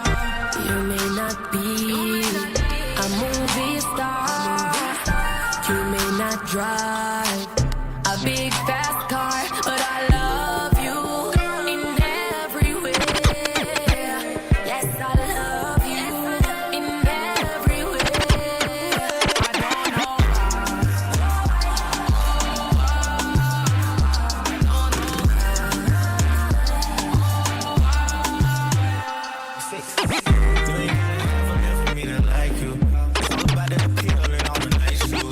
All the saying no, you throwing rice, boo. But you can spend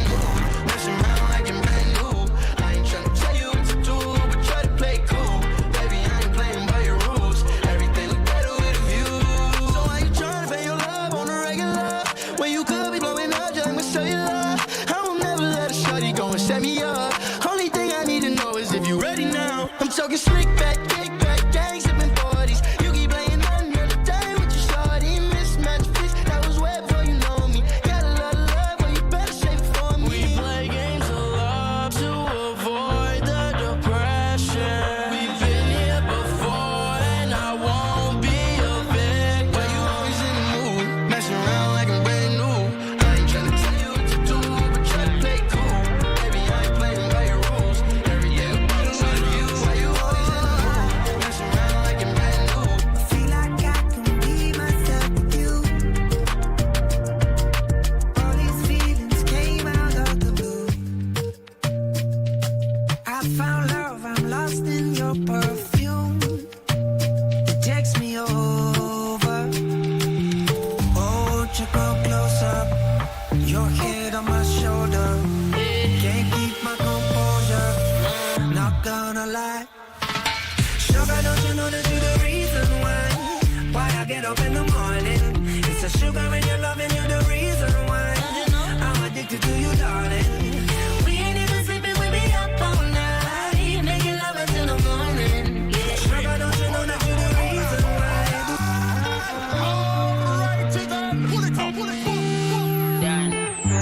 B-R-I-T-O.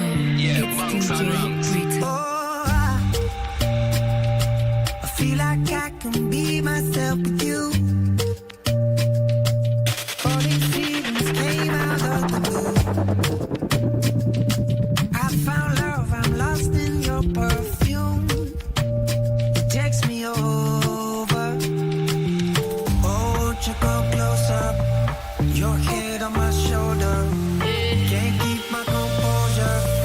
Not gonna lie. Sugar, don't you know that you're the reason why I get up in the morning? It's a sugar in your love and you're the reason why I'm addicted to you, darling. We ain't even sleeping, we be up all night, making love until the morning. Sugar, don't you know that you're the reason why? The reason why. The reason why. The reason why. You know, say you get anything when you want. You know, beg, you know, borrow, you know, fear, none at all. See the love when me give you, make enough man come a war. You have nobody, just a rave like a fear. You know, say me ready for the jet. Anytime you step, ready for the thing to connect. Let the big thing pon the step. Grab up me neck. Ball me a ball, me a ball. Oh, you come closer. Your head on my shoulder. Tonight. Can't keep my composure. Not gonna lie. Sugar, don't you know that you're the reason why I get up in the morning? It's a sugar in your love and you're the reason why I'm addicted to you, darling. We ain't even sleeping, we be up all night, making love until the morning. Sugar, don't you know that you're the reason why? The reason why.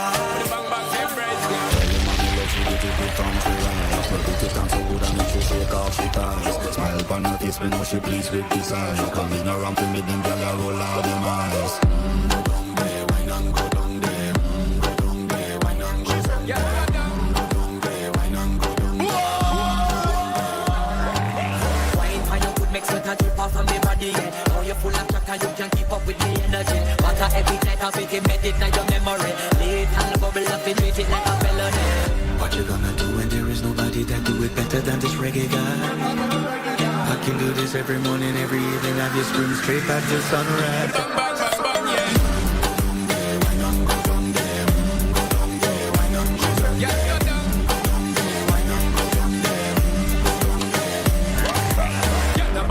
Just get in the position and boss one. Never you forget this is your mission. If you take a girl, man, you have it in a condition and boss one. Take a sip and lose the inhibition. Come when you dip it, you start my ignition. See you swinging it and this is my ambition. Me give it the love, make you turn and twist and me give it the steam, make you balance and grip on.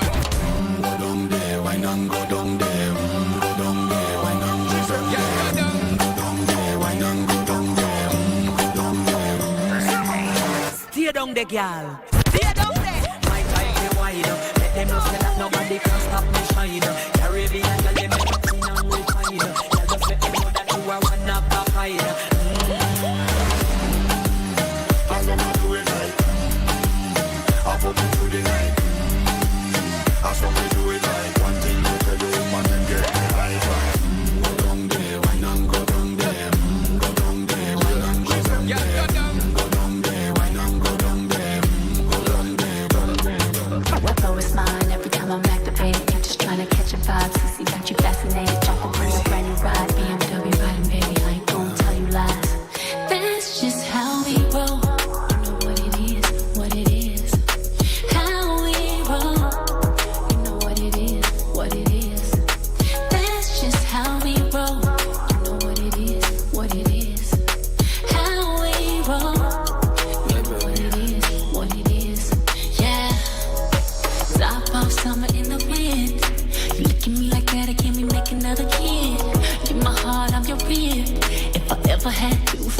so do a bit. And I can tell that you're ready. 3, 2, 1, it's going down like confetti. Water 10 to 1 shots again. If we do it on our phone, promise that we're gonna trend. Ooh, don't kill the vibe. You know what I like, Daddy. Ooh, it's on tonight. I'm talking on side. That's just how we roll.